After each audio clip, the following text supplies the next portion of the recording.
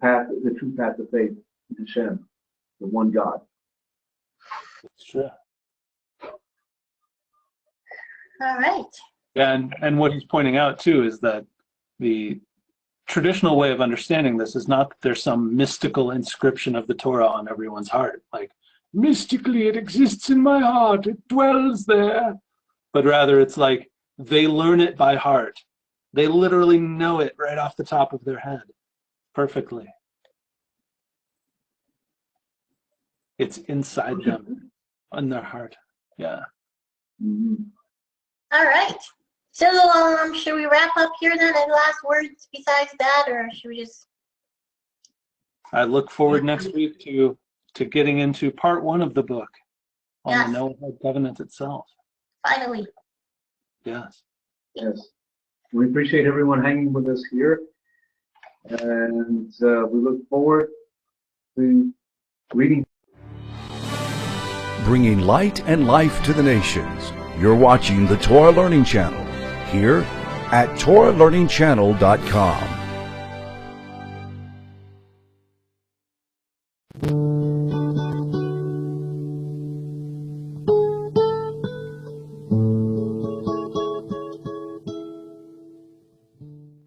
Okay, so I'd like to welcome everybody. Welcome to Torah Anytime. Today's topic is karet. So karet is literally, it means cut off. It means getting cut off. Now, people don't understand the severity of it. Imagine you have, let's say, a hedge fund baby, right? So you have somebody who is, the second that he's born, he has $20 million in his bank account, right? His father is a multi-billionaire, and he knows he doesn't have to work a day in his life. Till the day that he dies, and his children, till he's set. And he gets 18, and he gets, his Ferrari, the basics. And he gets his mansion in Malibu. He gets everything that everybody could ever possibly want. His private jet, everything. And his father tells him a few things, so he listens. He plays the role of son. And then one day the father hears about something he did, and he got really upset. He says, "Listen, if you don't fix your way, then I'm going to cut you off. You're not getting a penny out of me." That person is going to jump through fire, go through hoops, do whatever whatever you do, whatever you want, I'll do. Just don't cut me off, because I need everything that you have. That is, karet means getting cut off, but getting cut off from God, the ultimate good, the ultimate benefactor. So, what the purpose of tonight's shul, we're going to try to focus on a few things. Number one is, what does it mean getting cut off?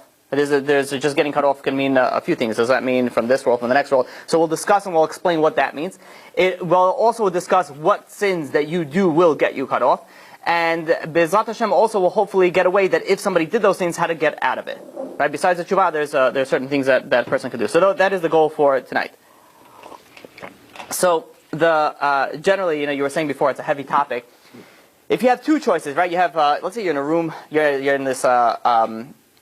You go to this convention center and they have a bunch of speakers speaking about all Torah and all the things, and you have two choices, right? You have a guy who is going to say funny jokes throughout the entire time. It's going to be really enjoyable. You have a guy who's just going to scream at you, like non-stop, tell you that you're wrong and you're sinning and doing all these things. And you have two options of where to go. What do you think would be the best for you to go? Now, everybody here, being that I phrase it that way, is going to be like, well, obviously the stricter one. But let me, well, at least I hope so. Let me give you a easier an example to understand it. Let's say you want to get into real shape, right, and be physically healthy in your peak of your life. You have two personal trainers. You have somebody over there who's going to eat potato chips, that's going to rest on his belly while he tells you to run laps, right? And then he's like, he gets up and he's like, all right, do some stretches, do some warming up, and I'll see you in a week. Don't worry about it. Eat whatever you want.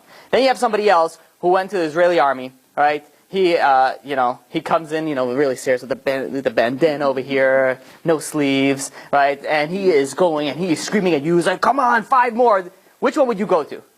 First of all, it depends how serious you are. But if you're serious and you really want to lose weight, you really want to get fit, you're going to go to the guy who's really tough, because that's what's going to get you the results. The same thing with speakers. Speakers, you have to go with the person where they give you the results. You have to, so hearing things that might be a little bit on the scary side is actually really good, and what you should really look for, because that's going to make you change. That's going to make you do what you're supposed to do.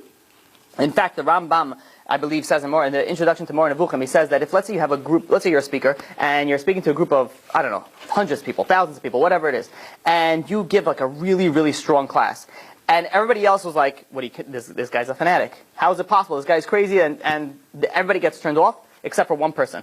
One person says, you know what? maybe this guy has, he's right. Maybe I should change my life. What do you think? Was it worth it for the rabbi to say that? But he turned off 1,000 people, but he got one guy was like, all right, that's it, I'm changing my life. What do you think? Yeah. You should still do it. That's what he says. You're supposed to do it. Right? There are always people that, they're always going to find excuses. You have people that come, and then they'll come for a class, and then they won't show up again. For them, it was never about gaining. It was never about gaining more information. It was never about getting closer to God. It was just like, all right, let's see what happens. The free sushi and whatever we have else over here that goes on. Let's listen to what the nutritionist says. So the Rambam in Hilchot Shuvah says that there are certain levels of sin. There is a certain type of sin that is the first parak of Hilchot Shuvah. He speaks about. He says that if there's someone who does a sin that violates a positive commandment, which means is God says do this, and he said no, and he doesn't do that mitzvah. So when he does tshuva, that tshuva, the second that he finishes does tshuva, the tshuva is complete. Which means is let's say for a man, he didn't put on tefillin, right, and he feels really bad. He does the complete tshuva. The second that he gets up from that table that he did the tshuva, his sin is erased. No, everything is gone. Then there's the second level. We're going to go in level of severity. To do tshuva, I mean, say I'm sorry, I did the wrong thing, and then start doing it again? We'll definitely not start doing it again. But No, I'm saying for mitzvah taseh, so basically... Yes, exactly. So the general rule is for tshuva, and we'll have to speak about it. B'ezrat Hashem, when I was coming closer to Elul, we'll speak about the laws of tshuva, which I want to do a mini-series on it. So, but the number one thing is stop sinning. Number two is regret it. Not like, oh, yo, remember that night in Vegas? High five. Yeah, tshuva, tshuva. That's not really, really tshuva. And number three, what do we say? We said stop doing it, regret, and start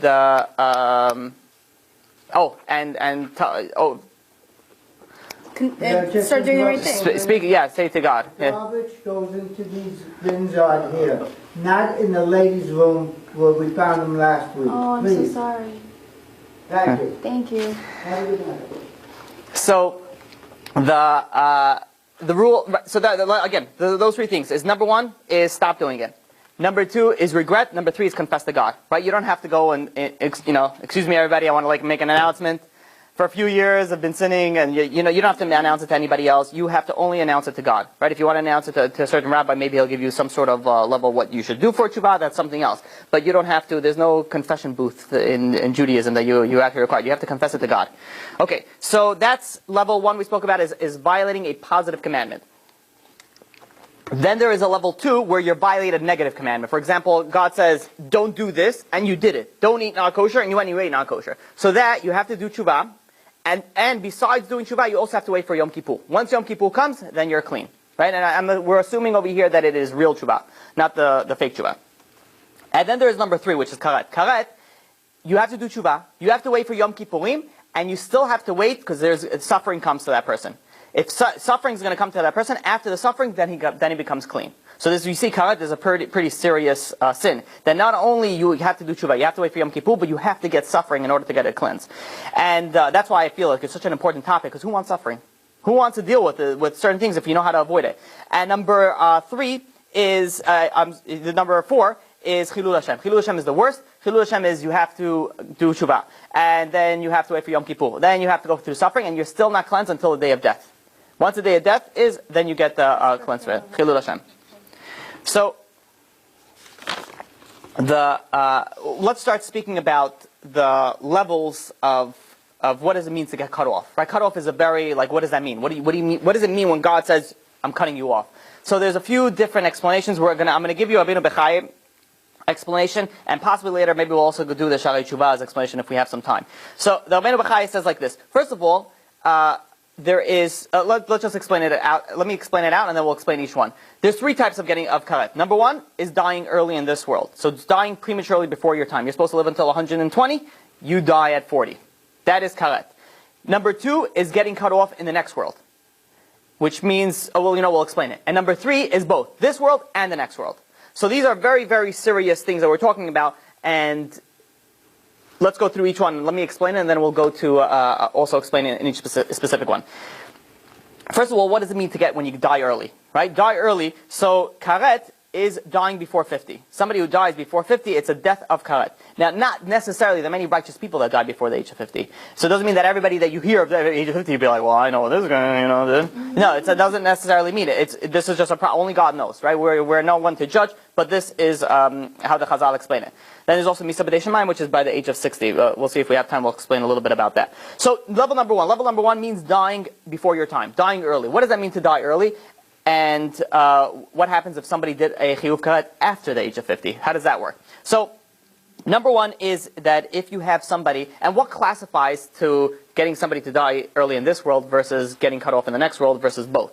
So if, let's say, you have somebody that has in his life book, he has more mitzvot than averot. So he has more merits than sins. So his balance, he's looking good.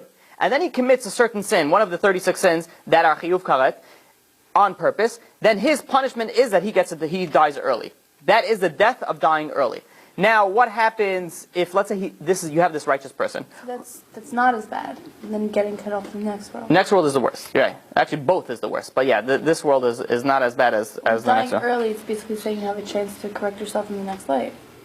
Dying early means saying, like we're letting you restart. Not necessarily. It doesn't mean that you come back as a reincarnation. Oh. Yeah, it does not necessarily everyone gets to come back. Reincarnation is a privilege. Gegul is a big schut. In fact, it's one of the midat of chesed of HaKadosh Baruch Hu for correcting sins. There's 5, 3 of them are of gvura and 2 of them are of chesed.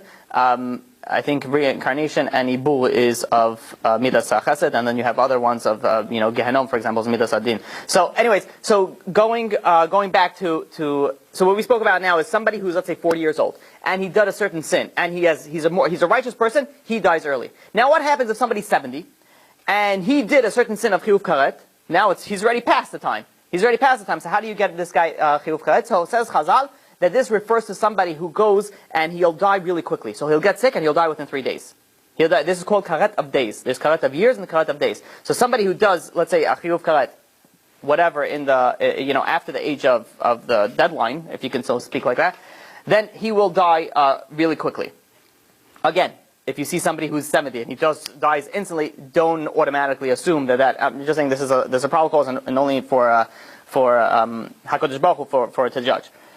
The next thing is getting a death of the soul, getting cut off in the next world. God says, getting cut off in the next world. Also explain what that means. So you cease to exist. What happens to you as a neshama?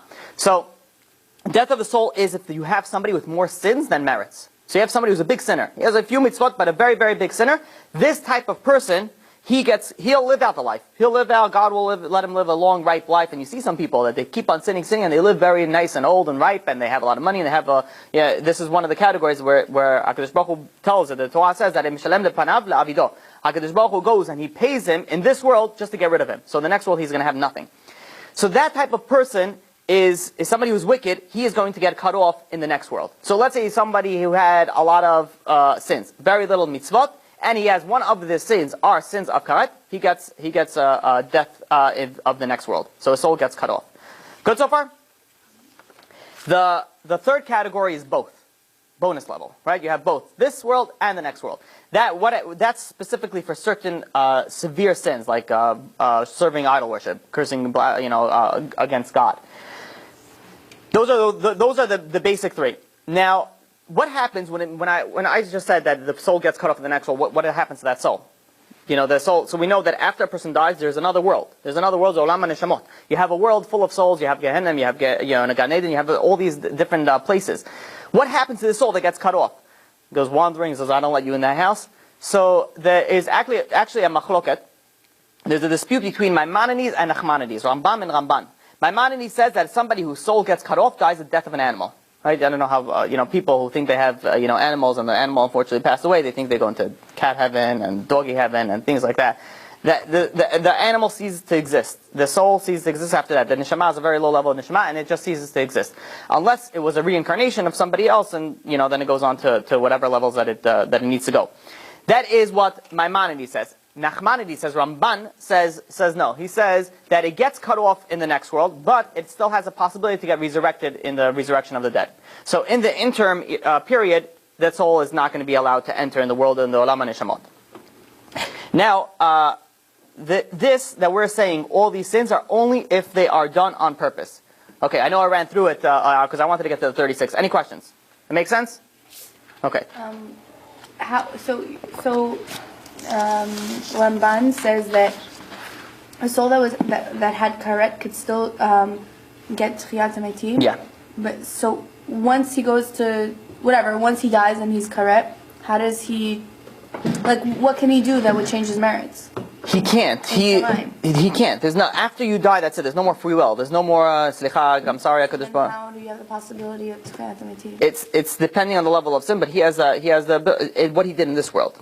He has the ability to still get resurrected in the resurrection dead. Maimonides says no. He's done. It's game over.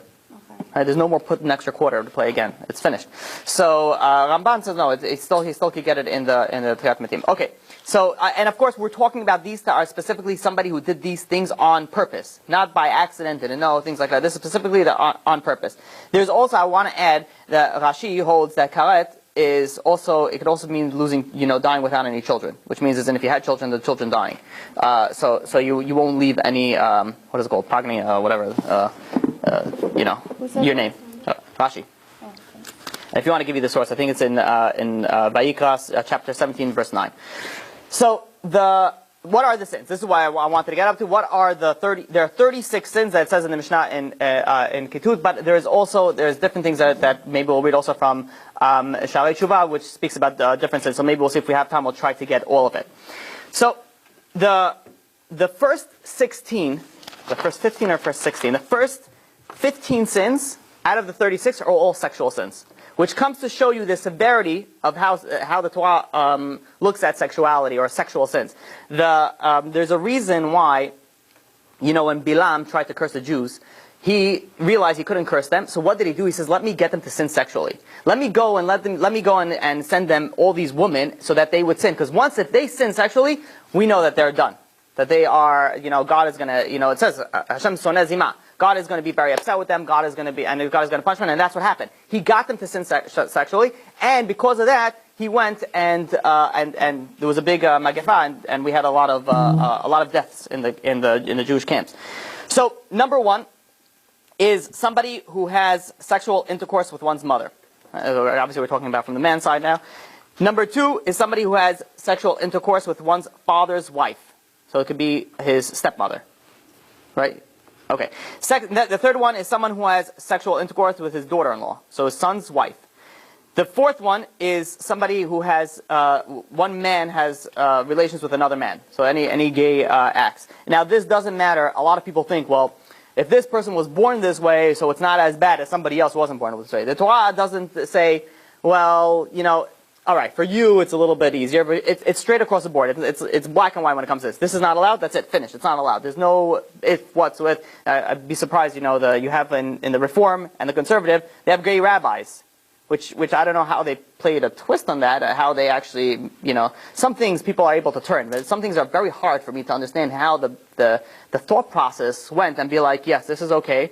Not only okay, you'll become the rabbi, you'll lead the congregation with something that a God says that he hates, it's an abomination, but you're going to be the rabbi and you can marry men with men and woman with woman and man to dog and whatever, horse to whatever. So, yeah, well, I think, yeah, that's true also. There's also, let's move on. The number five. Number five is a man who has relations with an animal. Right? A bestiality, any relations with an animal. Number 6 is a female having relations with an animal. Same idea, just on the female. Number 7 is having relations with a mother and a daughter within a span of a lifetime. And number 8 is the one I want to speak about, someone who has relations with a married woman.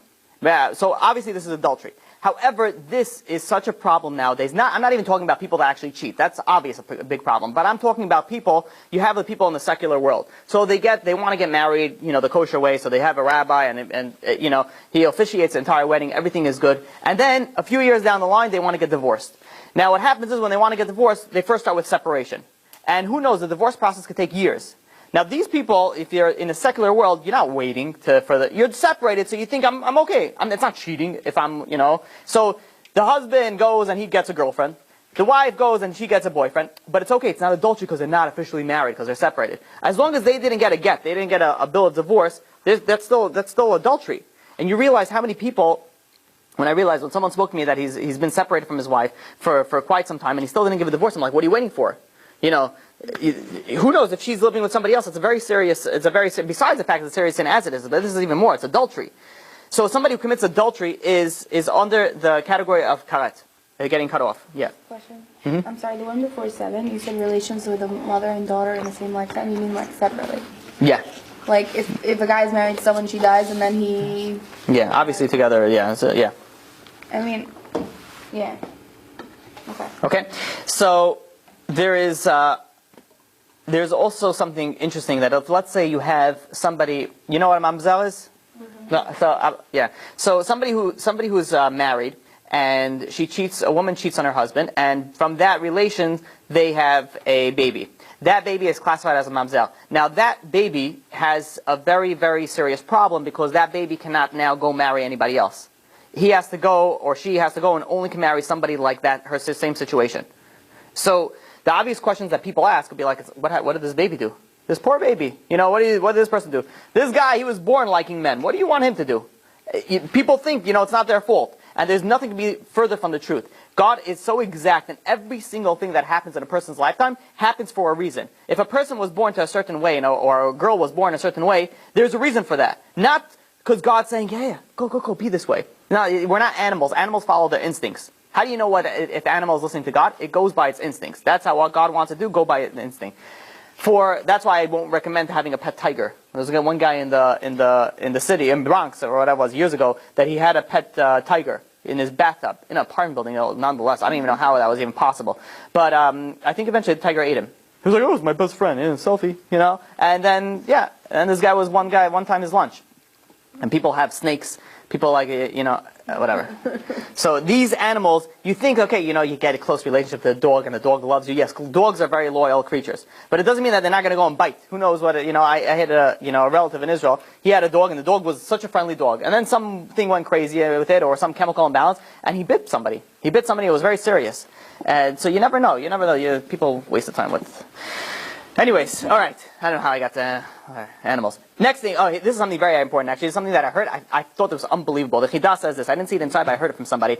And he says that many people think that God gave you the life that you meant to live. But it's not like that. You chose your life.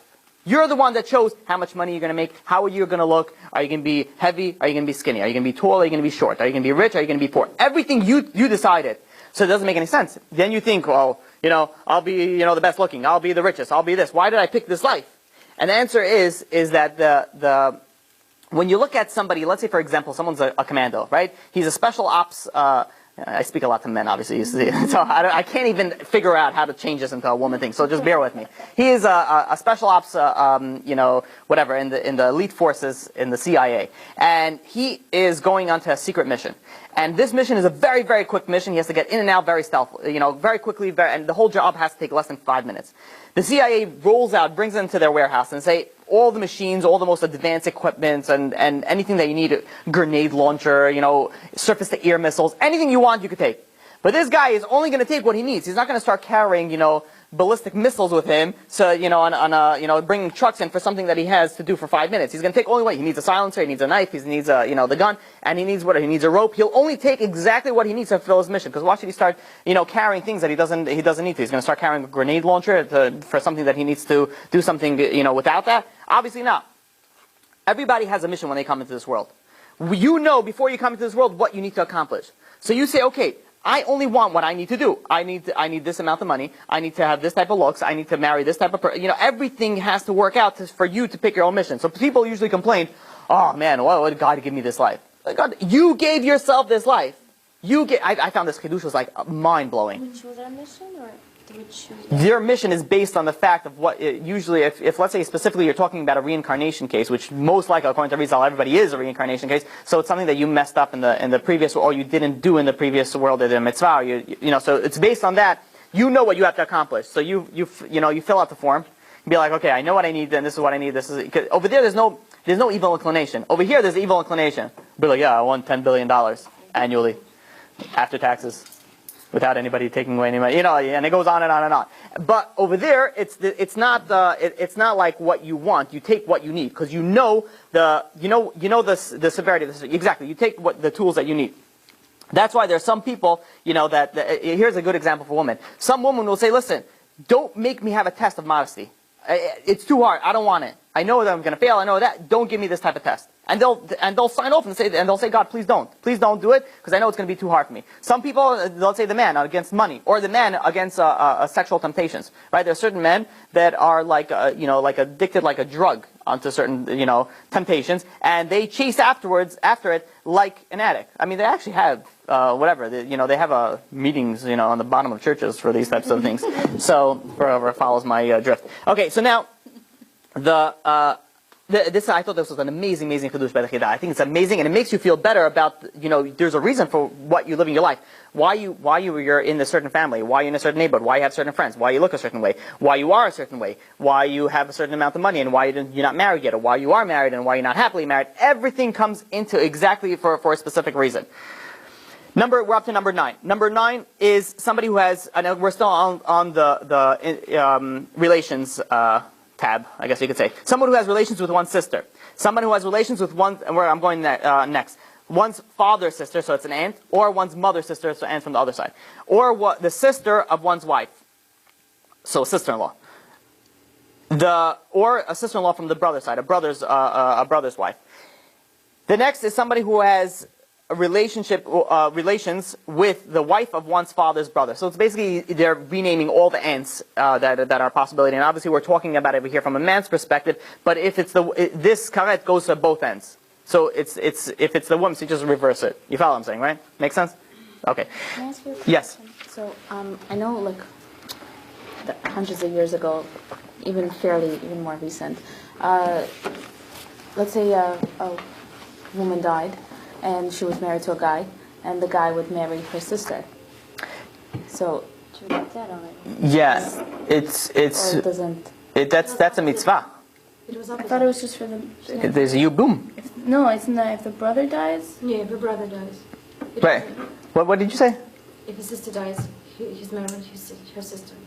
No, so what happens is, yeah, so you're right. So it's in the man's side. So nowadays there's also, if let's say there's a man married a woman, and he didn't have any children.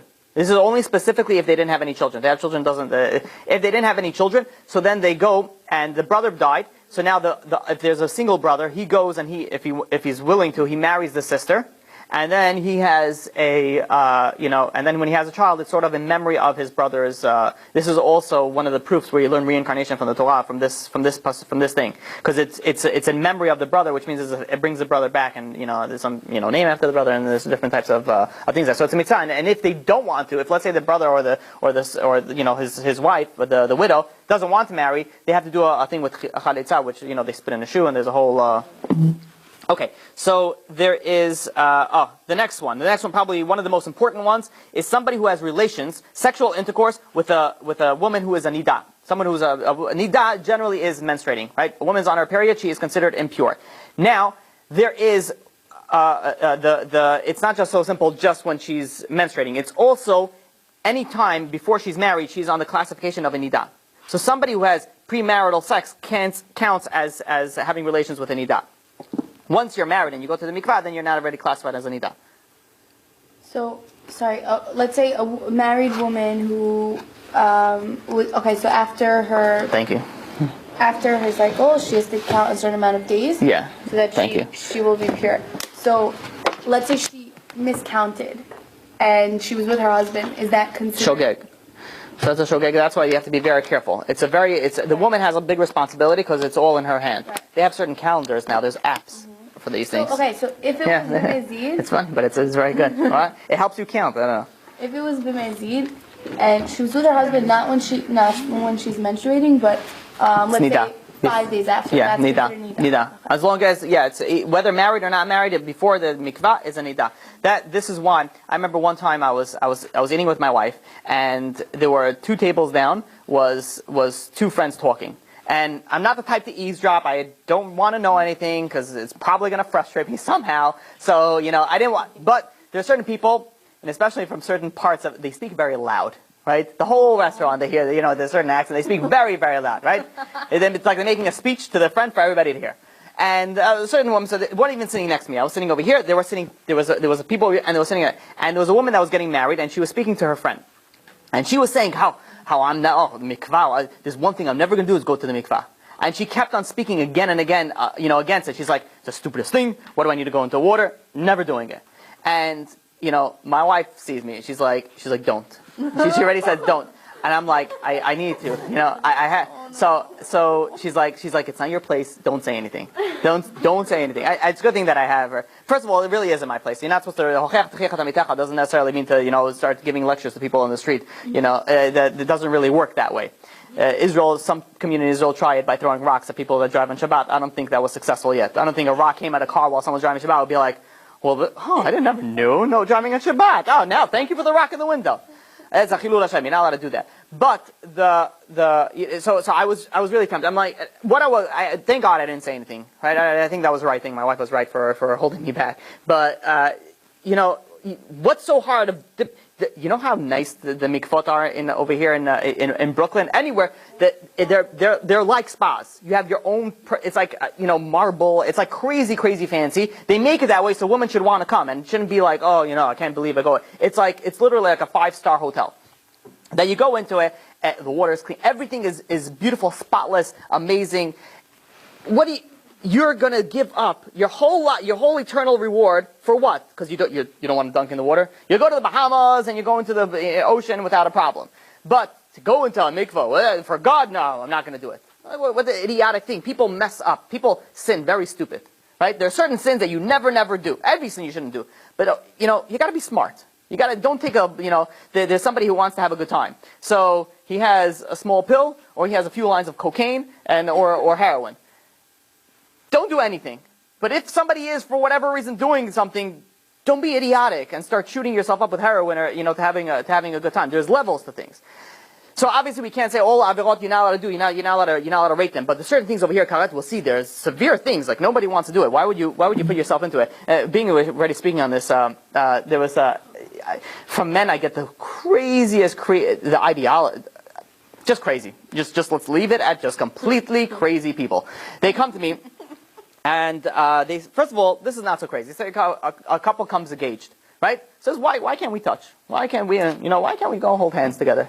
Right? And what's the big deal? We're not going to do anything else.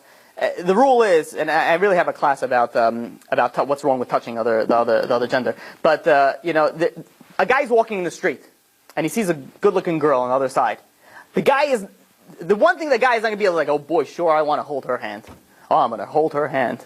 Yeah, nobody thinks like that. There's no such thing as, just holding hands. There's no such thing. It always goes to another level. So people ask me, okay, we're engaged already. We're getting married. Why can't we, let's do whatever we want to. We're practically married already. And the answer is no, you're not. Until you put a ring on that finger and she goes to the mikvah, you're not considered, you're not allowed to do anything. There is, what's even crazier is people ask me, says, are we allowed to have relations with non-Jews? And first I thought they were joking. Is that part of Karet? It's different. It's different. No, so we're talking about a nidah specifically for a Jew. So was worse. Yeah, kabbalistically it's much worse. So it's an interesting question. What's worse? Because I had this question before. It's a whole completely different topic. I'll give you the question, but I won't give you the answer yet. So the question is if you're already doing a sin, is it worse to sleep with a woman that's Jewish, both not married, or with a non-Jew?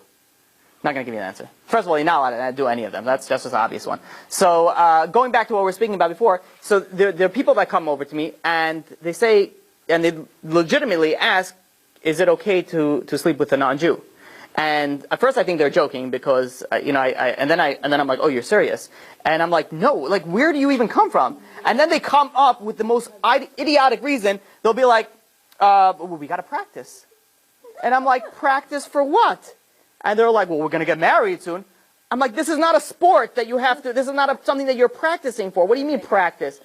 Imagine some guy is married and he says, okay, honey, I'm going out. Where are you going? I'm going to practice. What are you going to practice? We're doing it for you. So you sit down and be quiet. I'm doing it for you. What woman will be like, okay, go practice. I'll be happy. Nobody wants it. if anything, it's something that you don't want with anybody with experience. Who wants somebody with plenty of experience? So people are idiotic. Why do they do certain sins? Because they rationalize. They convince themselves that it's not so bad. It's not so bad. And they start all of a sudden they become big Talmidei Chachamim.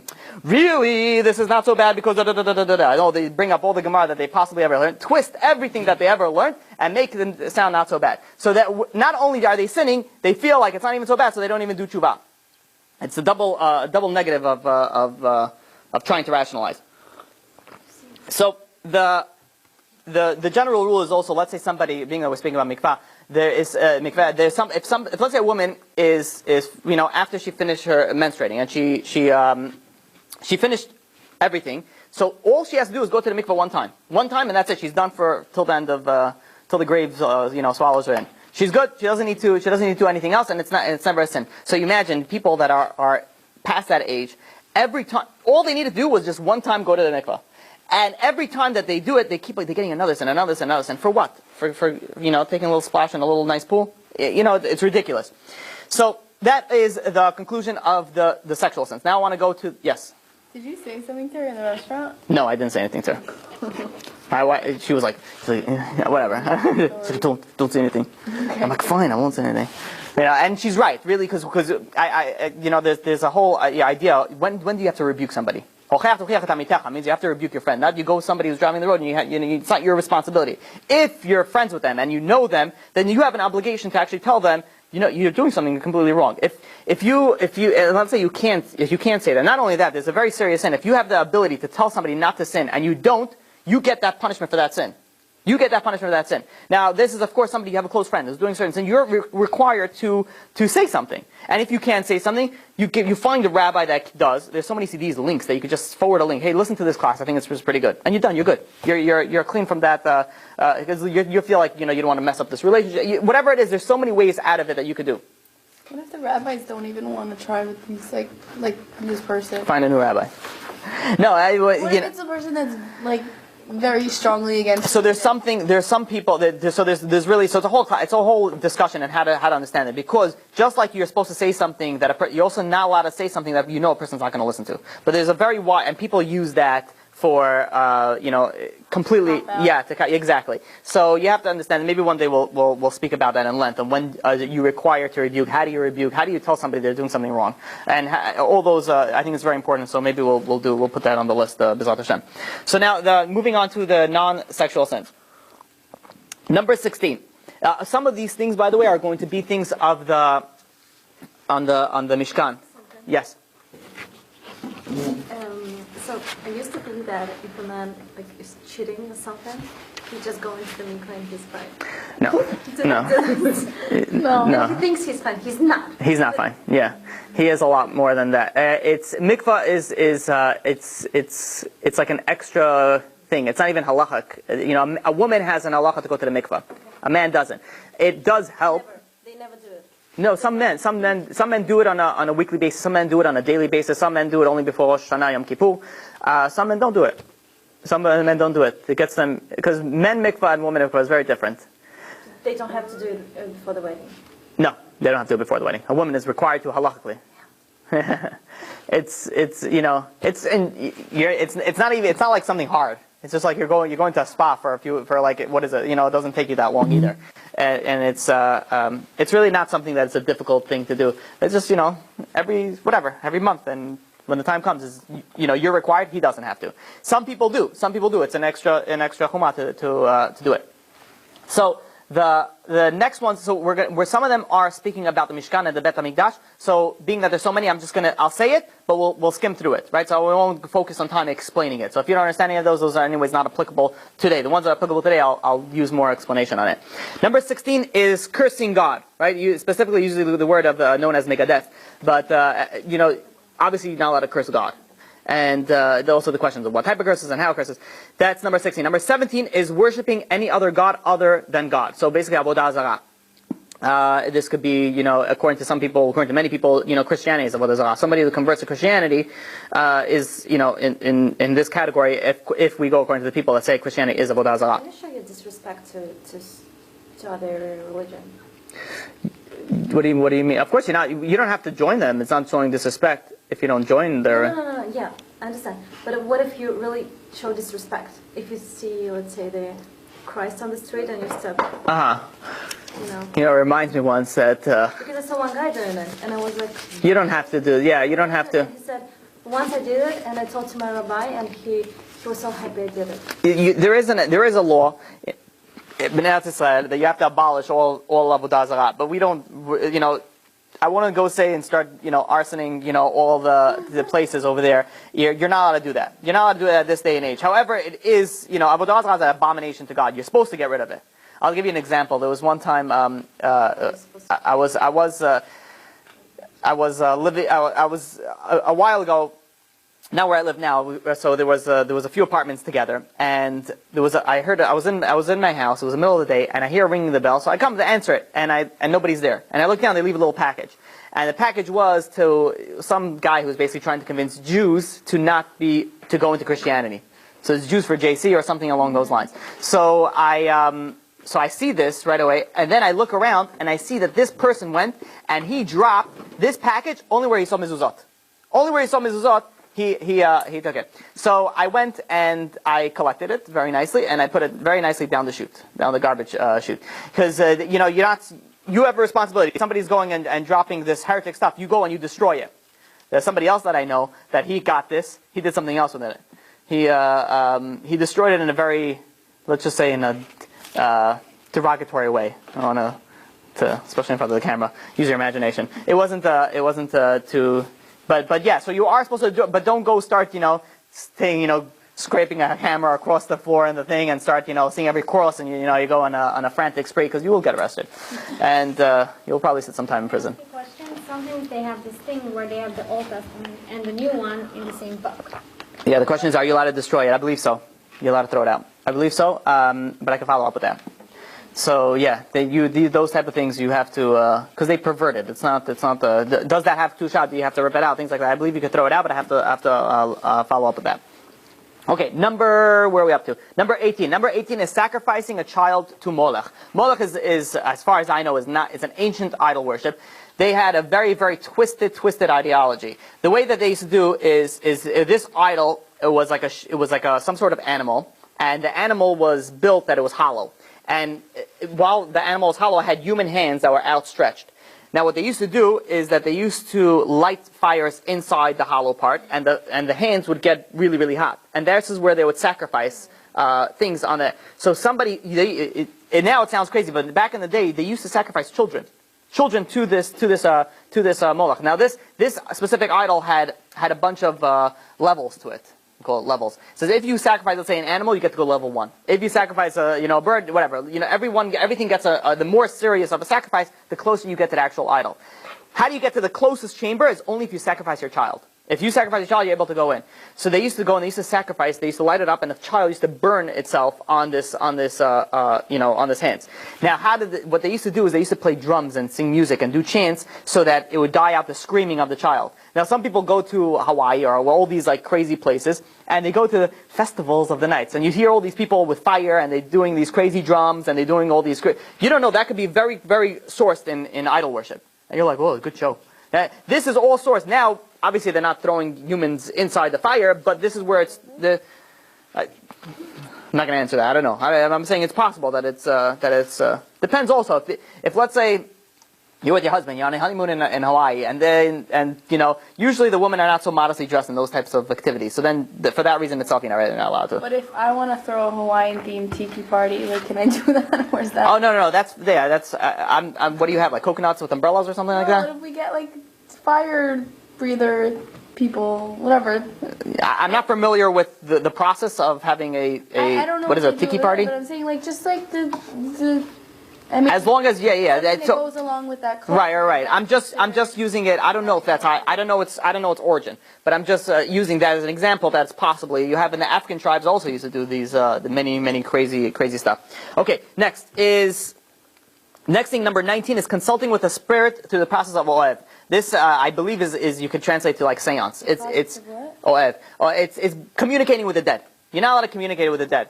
There are many people, unfortunately, that do communicate with their seance, Ouija boards, all those types of things. Especially, unfortunately, I don't know if it is. It used to be very common in Israeli soldiers. They used to go and they used to, they had 19-year-olds, 20-year-olds, 21-year-olds that they have friends that passed away. It'll be like, and then someone says, hey, you want to speak to your buddy that passed away? They're like, that's possible? So he's like, yeah, you want to, yeah, come. And they have all these, candles, and they have all these things, and they unfortunately do it. Many people don't know what they're doing, but there is a science behind it, and so you're not allowed to have any contact. There is a possibility to speak with. There is, yeah. There's a guy in Israel. I should have to find it. He only speaks in Hebrew. He was very heavily involved with it. He became a Baal Tshuva. He doesn't do it anymore, but he was a very, very big disbeliever in it. And they came over to him once and said, hey, we're going to go to do a seance. And they close all the lights, so like candles, and do a bunch of spooky things. So he's like, I don't believe in this stuff. So I was like, all right, let's try it. So he says, fine, try it. So he goes into the room and he tests it. They call upon a spirit. The spirit comes in and he says, I don't believe in it, but you know what? Let me test it. This is talking about before there's cell phones, before anything like that. And he says I think he was about 100 or 200 miles away from his home. And he tells the spirit, the spirit comes in and he tells the spirit, okay, tell me what my mother is doing right now, what my brother is doing right now, what my father is doing right now. So the spirit says, okay. It's like pauses for like a moment. And then it comes back and says, your mother's on the telephone, your father's doing this, and your brothers are watching sports on TV. And he's like, all right. He runs into the other room. He gets he gets on the phone. No cell phones. He gets on the phone. He calls to his house. Line is busy. He's like, all right, coincidence. Finally, he keeps on calling. His mother hangs up, and he answers. Her mother answers. He says, who was just on the phone before? And she says, I was. What's going on?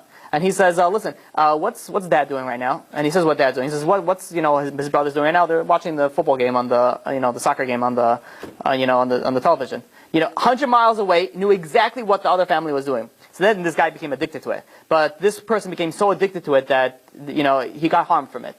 He used to come home and there was wallpaper used to be like, there was like crazy stuff happening in his house. And until he had to like completely, so the Torah says don't do it, there's a reason why not to do it. Besides all the facts that the danger involved in it, it's also a very big serious sin, it's correct. Do you remember his name? No, I have to find it, because I was also looking for it at one point. He has a whole long, he explains his journey of it was a very interesting class, I heard it once, a long time ago. The next thing, number 20, is violating Shabbat. Not keeping Shabbat is the chiyuv of karet. So, this is something that you have to understand. Somebody that goes, and correctly says that not only is it such a serious sin, you bring suffering in this world. One of the things of karet is suffering in this world. Even if you do Shabbat, you get suffering in this world. Who in the right mind will be like, okay, let me text on Shabbat, okay, whatever, I'll keep Shabbat next week, and they're just bringing suffering upon themselves. Imagine somebody has to go, unfortunately, to the emergency room. But himself or upon someone, upon the whole world? No, himself, on the own person. Imagine somebody goes and he is, he decides that he's not keeping a Shabbat, right? And he doesn't keep 2 or 3 Shabbatot, and then a few weeks go by and he has this crazy emergency. He has a crazy scare. He's in the emergency room for 24 hours. He's not sleeping, and he gets admitted. He goes into tremendous suffering just along the psychological pain. And after he finishes, finally gets discharged, and everything was okay, Baruch Hashem, and he gets sent home. After he comes up to heaven, he says, God, what was up with that? Why did he? And he says, that whole scare, 3 Shabbatot you didn't keep. He says, this is your suffering.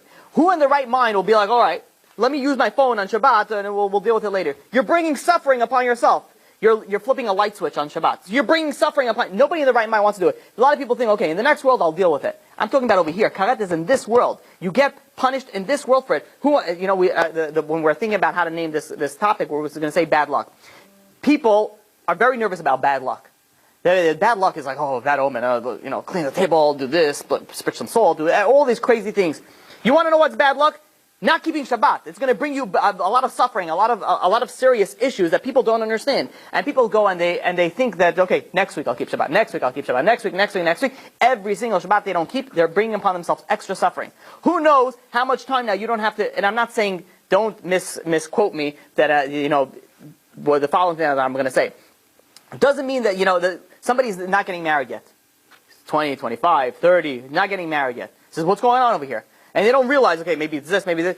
And you don't keep Shabbat. You're doing other certain sins that bring suffering upon it. Of course, what you think, start keeping Shabbat, start doing these things. And now and I'm saying very carefully, don't misquote me. They're going to be like, they're going to cut this part out. They're going to say, I don't mean that if you don't keep Shabbat, you're not getting married. But I'm saying, you don't know what the likelihood is. These things bring suffering to a person. There's nobody in their right mind would willingly bring suffering upon themselves. And most of the time, when I mean most of the time, I mean 99.999% of the time, they could have kept Shabbat. It would have been a little bit difficult, yes. But it wouldn't be worth it. Had they realized what suffering they would have to go on later in life, they would never do it. Are you kidding me? Why would I bring suffering upon myself for the stupid thing, for watching TV, for turning on the air conditioner, for the amount of suffering that it brings? It's not worth it. Okay, so most of the things that we already mentioned are like a one-time thing, right? But Chilul Shabbat, so first and foremost, like Shabbat is every week, and there are so many laws that go into keeping Shabbat. So like, let's say things that we had beforehand, in intercourse with like a forbidden person. If you don't do it, then you're good. Right. But Shabbat, there's so many details and levels of keeping Shabbat. So like, what are the key parts of it that keep you safe from karet? Keeping Shabbat, keeping Shabbat, first of all, is keeping Shabbat in its entirety. There's no leeway in there's 39 av melachot of Shabbat, you're not allowed to do any of them. Keeping Shabbat is keeping Shabbat. There's no, this is a little bit, I'm talking about specifically breaking Shabbat. Using a cell phone, completely breaking Shabbat. Turning on a light, driving a car, breaking Shabbat 10 million times. Every time you drive your engine, you're burning more gas. And there's so many, smoking a cigarette. Smoking a cigarette on Shabbat is not breaking it once, it's breaking it every time. This is what people get very people completely misunderstand Shabbat. People think, all right, if I broke it already, I messed it up, so I'll start next week. Like, you broke it, so then you start again. It's like every time you break it is you're adding something else. It's not like a one package deal. So you broke it, all right, start next week, it's okay. No, every single break is another karet. There's another. So let's say like just putting on hand lotion, that's considered just as bad as smoking a cigarette, no? So then you're going in particular. All these things, all the melachot, like obviously like. First of all, what I'm talking about here is b'mezid. B'mezid, you're not allowed to do it, and you do it. Right, but let's say people are starting to keep Shabbat. There are a lot of laws, so like. If they're trying and they're really going in the right direction, so then that's fine. That's good. Are they they're not going to get somebody that's just started keeping Shabbat the first time that he heard about it, and he didn't know that you're not allowed to. Who? You're allowed to tie. You're not allowed to make a double knot. Let's say you're not allowed to make a double knot. He knew that you're not allowed to. He didn't know that you're not allowed to rip a paper that has letters, because when you're ripping he didn't know you're not allowed to erase mochek. And he did. That does not, it's not considered as he broke technically. He broke Shabbat, but it was b'shogeg. It's not. We're talking about over here b'mezid. Okay. So now let's move on because it's getting late. Where are we up to? Number 21. So number 21 is, and then we're going to go through a few things in the Mishkan. So please bear with me. I'm just going to zip through it. Is eating an offering while in a state of impurity, in a state of tumah. Number 22 is entering the temple while also in a state of impurity, in a state of tumah. Number 23 is eating a form of a fat of an animal known as chalev. Certain parts of the animal you're not allowed to eat. Eating those parts is also a violation of karet. Number 24 is eating or drinking blood. You're not allowed to, well, it's really drinking. You're not allowed to drink blood.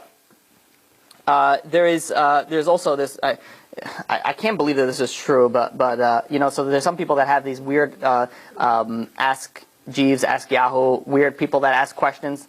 So there's one time that someone sent me a picture of this question. I really hope that it wasn't true, but I don't think I've shared it with you. There was, it's like something that stuck with me. Who knows how many years ago I've seen it, but I remember it I could see it. That's how disturbing it was.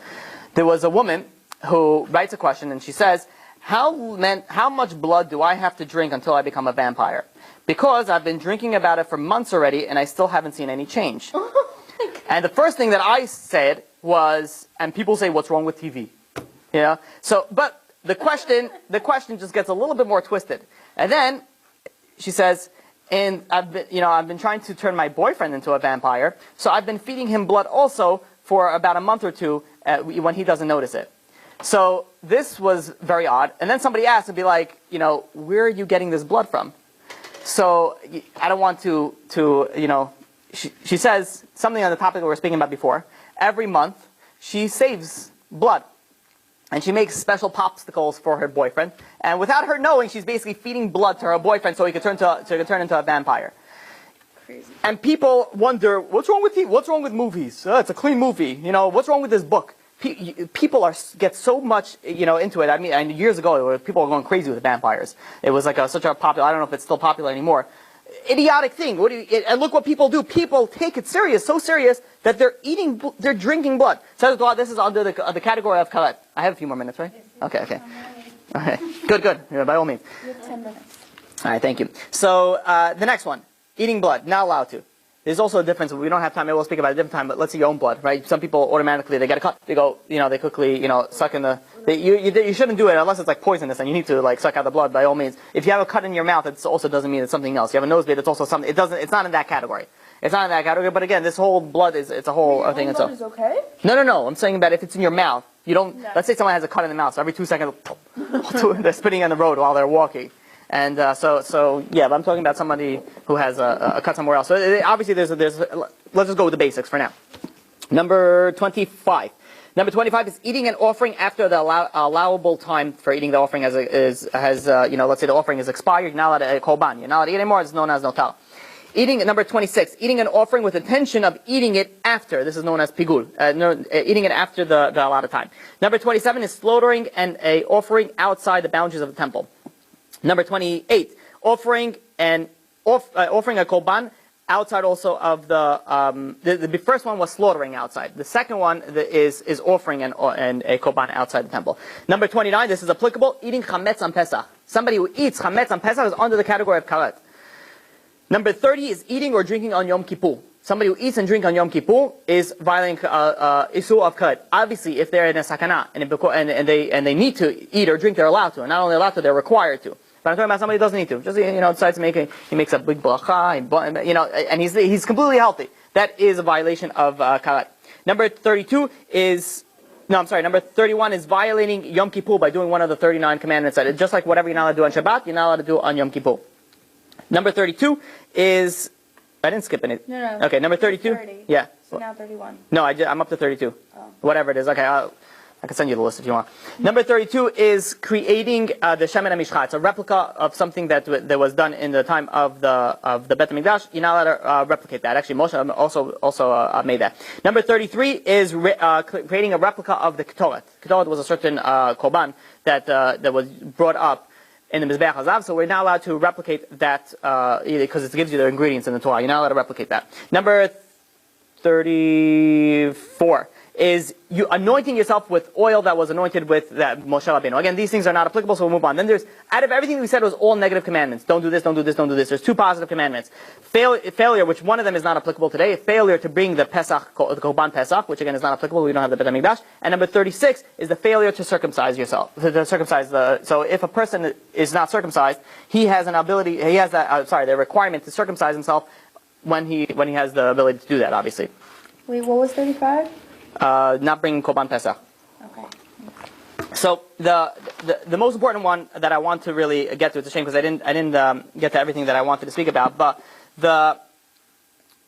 somebody has to go through, let's say they didn't keep Shabbat. Many times they didn't keep Shabbat, and they're like, well, that's crazy, I have to go so much suffering, there's a lost case. That's it, I'm done. So there is a way to get out of the suffering. First of all, obviously you have to do tshuva. Complete tshuva. Tshuva means that you start keeping Shabbat right now. You regret that you didn't keep Shabbat, and you confess to God about you not keeping Shabbat. Those are the basic according to the Rambam. So what happens if somebody wants to get rid of the suffering? So the way that you can get rid of suffering is to bring suffering upon yourself. Now, stay with me. You're not allowed to go and start, taking a whip and be like, one Shabbat. That's for this. You're not allowed to whip yourself. You're not allowed to physically cause yourself any harm. What I mean by bringing yourself suffering is when you're doing, let's say mitzvah. Let's say you want to. There's a Torah class, and you're extremely tired. You don't want to go, and you force yourself to go. You force yourself to do things for God that it's very difficult for you. You're suffering for it. It's so hot outside, and you're forcing yourself to be modest, and you're forcing yourself all these things. You're going through suffering at that time. It's a lot of suffering. You have to walk through, in a hot day. It's a tremendous suffering. That suffering for God, can deduct from your suffering that you need to get in in this world. So this is people don't understand. It's like when people go and they'll say Shabbat is so hard. I can't do Shabbat. Nobody in my family keeps Shabbat. How am I supposed to keep Shabbat? And they think of themselves as a curse. I'm like, this is the biggest blessing that you could ask for. One Shabbat, you don't know how many times you're fixing it's so hard for you, you're suffering with keeping Shabbat. You know how many times you're fixing of the previous things? This is the best thing that you could possibly ask for. Yes, it's hard, it's good. It's good that it's hard. Not only that, it says the harder something is, the more reward you get. You get reward according to the effort. So the harder it is for you to do it, the more reward you get. So somebody that goes and has a hard time with certain things, they have a hard time with that, and they go and they fight their urges, and they go and they listen to God, they do those things, these can take away from the suffering that a person has to go through due to sins of karet. This is the biggest blessing is that it is a little bit difficult for you. I saw a question brewing, no? Okay. Yeah. Okay, go ahead. How'd you know? Okay, so I'm sorry, you said it already, but But for sins that require karet, what's the way to be forgiven? The three things of tshuva is stop doing it, number one. Regret that you did it, and confess. No, but didn't you say that like you won't be good until Yom Kippur, or was it? For karet, it goes through like this. You have to do tshuva, then you have to go through Yom Kippur, and then you have to go through suffering. Okay. It's for suffering. So What's the meaning of saying confess? It's like it's talking to God and say, God, it's part of also the regret. I'm so sorry that I did this. I can't believe I did this, and I did the sin. It's not for God. God be like, yes, my child, tell me what you did wrong. It's for you. It's for you. It's not the same as regret, because you could confess. Regret is something that you have to actually feel bad that you did it. Regret is internal. Confession is something that, everything has to be internal, but it's something that you're confessing to God, and apologizing and things like that. We're going to go through B'ezrat Hashem. We're going to go through I want to do a mini series on tshuva soon. When it comes closer to maybe in a week or two, we'll start it all and exactly how to do it, and very, very interesting classes. Also, we'll speak about also specific things like we spoke about here. There are certain sins that make you lose a share in the world to come. There are certain sins that makes it very difficult for a person to do tshuva. We'll speak about those things also. A person needs to know, right? You have to know. You have to know what's real serious. People are scared. That's what you need to come. You need to come to those classes to know. People are scared about how does the world run? The world runs on fear. Imagine somebody comes and says, "Listen, next Monday, cops are off. Do whatever you want." How fast are you going to go on the highway? As fast as your car can probably go. Aren't you scared you're going to get an accident? Don't worry about it. They're going over there and with the music blasting. They're going 120 miles per hour without any problem. So, what's going on? You're not scared? They're like, no cops around here. People live their life through fear. When it comes to Torah, like, oh, come on, Rabbi. Tell us a funny story, Make us laugh. Say some jokes, jokester. You're here for not only that, a speaker has an obligation. He has an obligation after 120 when somebody comes up to heaven, and let's say they spoke, they learned, they started to preach Torah, and all the students that they had would have come to them and say, like, we came to your classes for 2 years. Never once did you mention about us not keeping Shabbat. We didn't know how important it was. We didn't know all these things. And they're going to come with ta'anot. They're going to come with claims against this person. What is this person going to say? I want you to like me. Like, who cares? Who cares who likes you or not? If you're a speaker, if you're a public figure, you have the obligation to do what God wants you to do. You work for God. Everybody works for God. But if you're a public speaker, you have an obligation to do things that you need to say. And some people don't want to say, oh, no, this is a topic we don't speak about. Who cares about that? For women, yes, you need to speak about, there's certain topics that you need to speak about for women, there's certain topics that you need to speak about for men. Doesn't matter if you feel uncomfortable speaking about it. Maybe get a different job. Don't stop speaking in public. It's a very big responsibility. So that's why it's very important to not only that to hear these classes is to search. There's certain rabbis that go very strict, and those are the rabbis you have to listen to. Those are the rabbis that are going to make you change your life. Sitting and learning Torah is great. You have a. That's why somebody once, speaking in a certain place, and they wanted me to speak about Parashat Midrashim. Speak about Midrashim. So fine, I'll speak about Midrashim. But I'm going to scream about Tshuva also. I'm going to scream about Shabbat also. You have a bunch of people over here. They don't keep Shabbat. And I'm talking about in the other class. They don't keep Shabbat. They don't know anything else. I'm going to tell you nice stories of the Siplei Tzadikim. They're not going to change their lives. I have to tell them. That's a rule usually. When someone tells you, there was once a famous speaker, and he says, "Listen, there's a new crowd. Whatever you do, don't speak about this topic. Whatever you do." And the guy says, "Okay, no problem." He knows Israeli speaker. He's like, "No problem. Okay, I take care of it." The entire hour, he spoke about exactly what the person said not to speak about. All right? Probably didn't get invited back again, but he did what he's supposed to do. Obviously, there's a way to say it. You have to know how to say certain things. You can't just start, screaming at everybody, but like, "I don't know how to do this. I don't know how to do this." You have to say everything the right way. You have to know how to present the material. Questions? It's like something Rabbi Visraki said. Yes, exactly. It should. Yeah, his style is very good. His style is very good. There's a lot of speakers like that. The speakers that are most popular, by the way, because I could tell from whatever, like the speakers that are most popular are the ones that are harsh, the ones that say it as it is.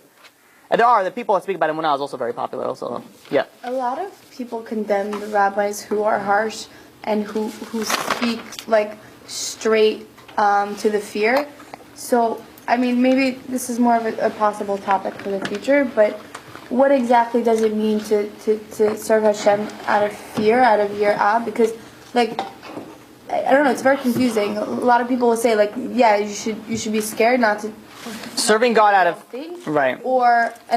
So there's two ways. You're saying serving God out of fear, serving God out of love? No, I'm saying from what I've heard, there's two interpretations of what yirah is, and so a lot of people condemn the rabbis that basically preach, like they speak to your fear. I think the Chafetz Chaim, I think the Chafetz Chaim says that any rabbi who doesn't speak about hell or heaven in his classes should not be a speaker. In every single class, he's supposed to speak about reward and punishment. The Torah speaks about reward and punishment. Not only that doesn't only speak about the good stuff. It tells you everything how it is. That's one of the, especially for Sfaradim, one of the reasons why I like speaking to the Sfaradim is because they're able to accept it. They take it, give it to me as it is. Serve it to me on a platter. Don't fluff anything up. Tell me how it is. Right? And I appreciate that. I like that. It makes it. There's certain Ashkenazim also, but I'm saying in general, it happens to be most people that I speak to are Sfaradim. But the general, they're more prone to that. They're like, okay, give it to me how it is. Nowadays, people are more into that. Other times, it'll be like, this guy's a fanatic, this guy's crazy, he doesn't know what he's talking about, and they just push these people away. These are the people that you have to listen to. These are the people. When people change? Imagine a cop pulls you over and says, listen, I would appreciate it if you can please, go under 120 miles per hour. It's a little bit dangerous for the people. And here's a lolly. Have a good day. And a lolly. And he drives another 120 miles per hour. And so another cop pulls him and says, excuse me, let me tell you a really funny story. And he tells her, one time there was somebody who drove really fast, and, it was okay. No, he got into a little accident. But please try, we don't want that to happen. Right? This guy is not going to change. The person's not going to change. When he's going to change, when he gets a ticket, or when he gets points on his license, then he's like, all right. Now, what happens the second after a cop pulls you over?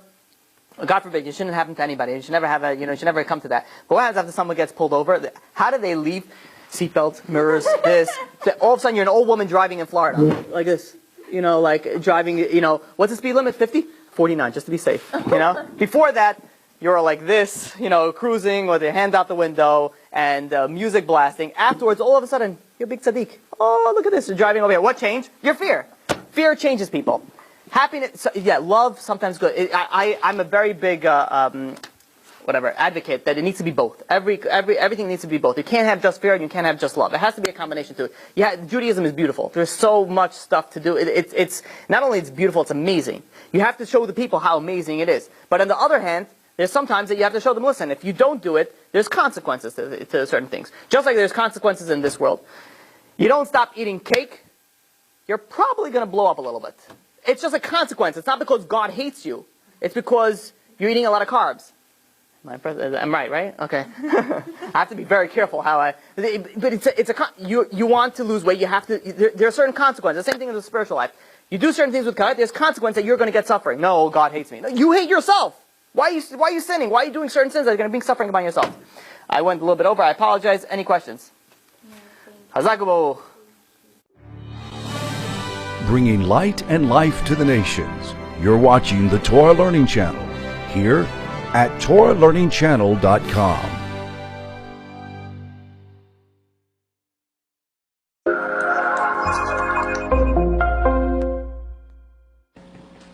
In the year 2448 on the Jewish calendar, over 3,300 years ago, God revealed himself at Mount Sinai to more than 3 million Jews who stood at the foot of Sinai, and the entire world heard God speak and heard the Ten Commandments. And furthermore, it says that there was no echo, because God's voice permeated every aspect of reality. And so at that time, there was no question if you believed in God, because you knew God, you saw God, and God was a reality. And that is why the Talmud says that we are people of Maminim, B'nei Maminim. We are believers, children of believers, because all of the souls, the neshamos of the Jewish people and the Gedim and the converts that were going to convert to Judaism in future generations were all together at Sinai. And so therefore all of these souls saw the revelation of God and Sinai, and therefore by nature we all have this faith, this emunah in our souls.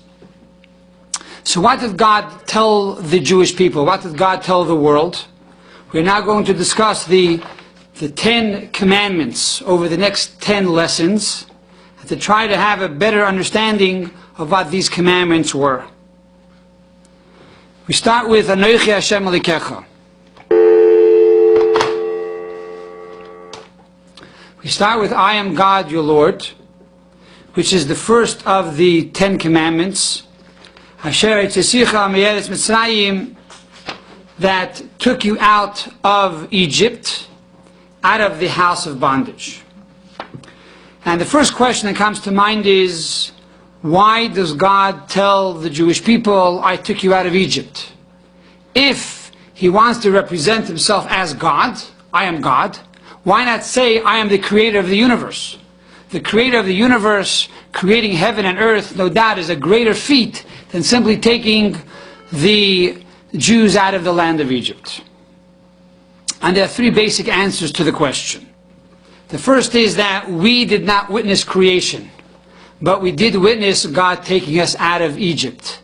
And therefore we owe God. He took us out of Egypt, we saw the miracle, we saw the revelation, and therefore we are now becoming his people.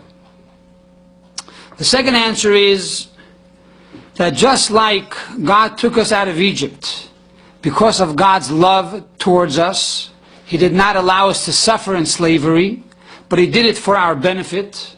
So too, I am God your Lord who took you out of the land of Egypt, therefore you are to follow my commandments, and to realize that my commandments are given to you out of love. Even though some will be difficult to fulfill, and some will be hard, and many of the commandments are illogical, still in all, you should know that if I am giving it to you, there must be a reason for it, and that they make sense, and they are there for your benefit.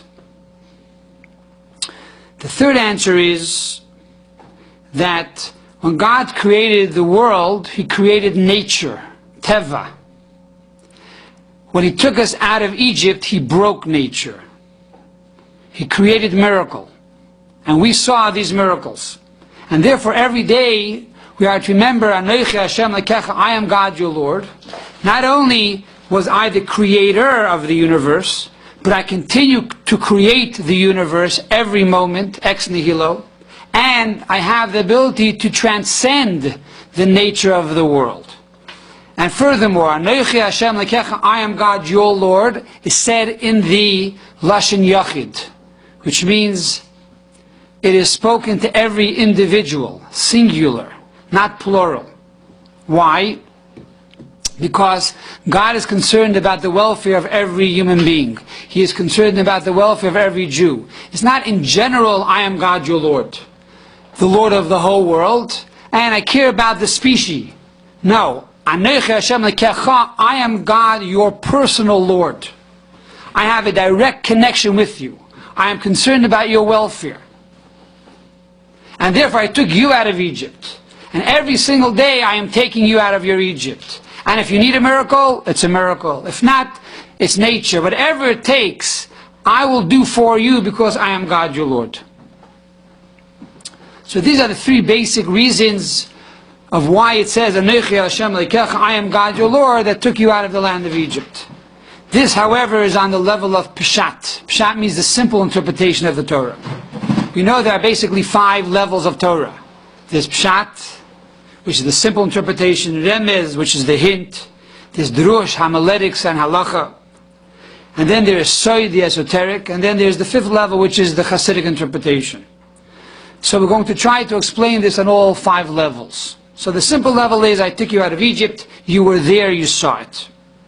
What is the Remez? What is the hint to I am God that took you out of Egypt?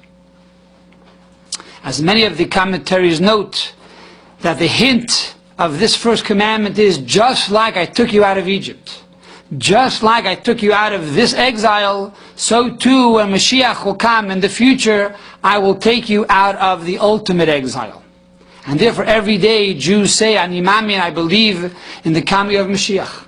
And therefore, even though you may tarry, I await your coming today, that today Mashiach is going to come. So that is the remez, that is the hint of the first commandment. What is the drush? The drush is also the halacha. This is based on the Rambam. What does the Rambam say? The Rambam in his book of mitzvos, called Sefer HaMitzvos, in mitzvah number 1, he says, mitzvah harishena. The first mitzvah, what is the first mitzvah? Hi hatzivui shenestavinu, this is the commandment that we are commanded. Lahamin belakos, to believe in God. What does it mean to believe in God? V'hu shenamin sheyesh sham ila v'siba. And that is that we believe that there's a cause and an effect. Shehi apoyel l'chol ha'nisoyim, which causes all creatures and creations to come into reality. And that is the meaning, says the Rambam, of Anochi Hashem Likecha, I am God your Lord. Now the Abarbanel and others question, how can there be a mitzvah? How can there be a commandment to believe in God? Either you believe or you don't believe. You can't command someone, you have to believe in me. If I believe in you, now you can't command me, I should follow you. But if I don't believe in God, you can command day and night, it means nothing. So therefore the Abarbanel says the mitzvah is not simply to believe in God, because that already we do believe. The mitzvah is to know about God.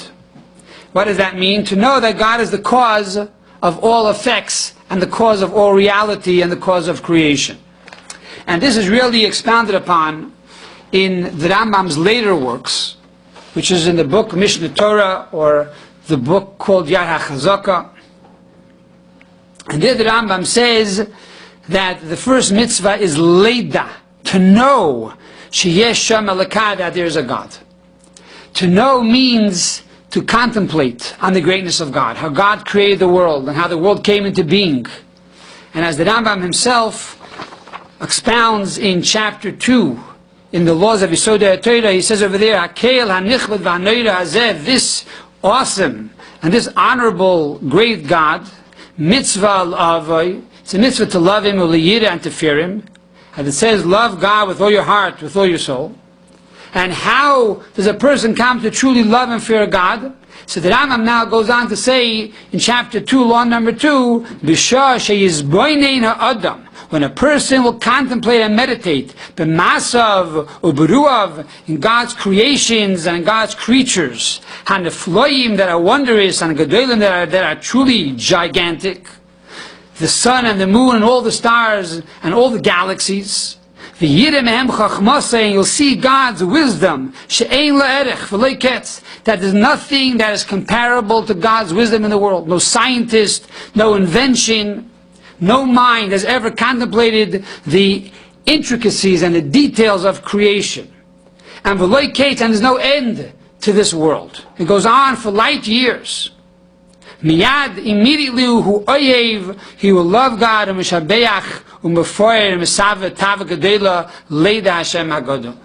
through this he'll come to love God and praise God and to be marveled by God and to truly desire, a great desire, to truly love and cleave to this great name of Almighty God. So really the mitzvah, the first commandment of the 10 Commandments is not simply to believe, but rather, as the Rambam expounds, it means to know. And that knowing comes about through the studying of Kabbalah and Chassidus. The Rambam explains it in chapter 2, and he goes on to explain it in the future chapters. But today we are fortunate that the Arizal told us around the year 1570 that mitzvah legala is zois hachachma. It's a mitzvah today to reveal the hidden secrets of the Torah. And especially after the teaching of the Baal Shem Tov, and then the printing of the Tanya in the late 1700s, and the teachings of Chassidus in general in the 1800s, we have the ability today to take hundreds and thousands of books on Chassidic works, and to learn these Maimorim and Chassidic discourses, and through this to truly have a profound understanding of God, and this will truly bring a person to love God and to fear God. And this is also hinted in the very first halacha in chapter 1 of Yesod HaTorah of the Rambam. He says over here that Yesod HaYesodos v'Amoid HaChachmus. You should know that it's the foundation of all foundations. And it's the pillar of all wisdom, Leda, to know that there is a first reality in creation. There is a God. Again, not to believe, but rather to know. And this concept of knowing is also hinted in the very first mitzvah that we discussed. The Rambam says, Ha-mitzvah harishayna, this is the first mitzvah. Now obviously it's the first mitzvah. The Rambam enumerates the 613 mitzvahs. And the first of the 613 is the mitzvah to know God. Obviously it's the mitzvah harishayna, it's the first mitzvah. Why does the Rambam have to explicitly write, this is ha-mitzvah harishayna, the first mitzvah is to believe in God and to know God? Obviously, when we say it's the first, we know it's also first in importance. Not only first chronologically, in order, but also in importance. Because it's a yesod, it's a foundation for the whole Torah. And therefore, if you have a strong foundation, then you could build on this foundation. But it's also an amoid, or an amud. It's also a pillar. A foundation you don't see. It's under the house. A pillar you do see. On every floor you see pillars that keep the building up. In other words, if this is the first mitzvah, it has to effectuate the second and the third and the fourth, all 613. Every time we do a mitzvah, we have to know why we're doing the mitzvah, not because it's good, and not because it makes sense, but because I believe in God. Because God commanded me to do the mitzvah. This love and this awe of God has to permeate and pervade every single mitzvah that we do. And that's why it's called mitzvah rishayna, the first mitzvah. Because there's a second and third and fourth, and they all have to be connected to the first. And with this we can understand the following story. The Alter Rebbe, Reb Shei Zalman of Liadi, once on Yom Kippur that fell out on Shabbos. In the afternoon, the shul was waiting to resume the services, and the Alter Rebbe, the rabbi, doesn't show up. Where's the Rebbe? What happened to him? So they're waiting and they're waiting. And later they discovered the following story. There was a woman at the edge of the town that on Yom Kippur gave birth to a child, and the father wasn't there to take care of her. The Alter Rebbe sensed the pain and the danger of the woman and the baby, and so he went and he chopped wood and he stoked the fire and he warmed the house and prepared food and gave the mother and babe food and warmth on the day of Yom Kippur. Now, even though normally on Shabbos, on Yom Kippur, you're not allowed to turn on the lights, you're not allowed to start a fire, you're not allowed to cook, but to save someone's life, that is part of the protecting, and that is part of the honoring of this great and holy day. But the Rebbe points out that look at the Alter Rebbe. The Alter Rebbe, no question, had tremendous, profound, deep understanding and knowledge of God. And very often the Alter Rebbe would go into a trance, and he would meditate on the greatness of God, and he would say, God, I don't care for your lower paradise. God, I don't even care for your higher paradise. I just want to connect with you yourself, the essence of God. And therefore, even though the Alter Rebbe was able to reach this high level of unity with God, yet he did not remain aloof from the world. This was mitzvah rishonah. This was the first mitzvah. But it had to be connected with the second and third and fourth. It had to be connected with the real world. It had to be connected with reality. And therefore the Rambam says this is one of the mitzvahs. It's part of the mitzvahs. It's the first mitzvah. Don't think that simply meditating on the greatness of God is enough. It has to bring a person to action, to bring him down into reality, to create a balance in the world. And now that you have that awe and that love for God, that will enrich all the mitzvahs that you're going to do. But the mitzvahs have to be fulfilled. Hamaisa horika, the main thing is the action.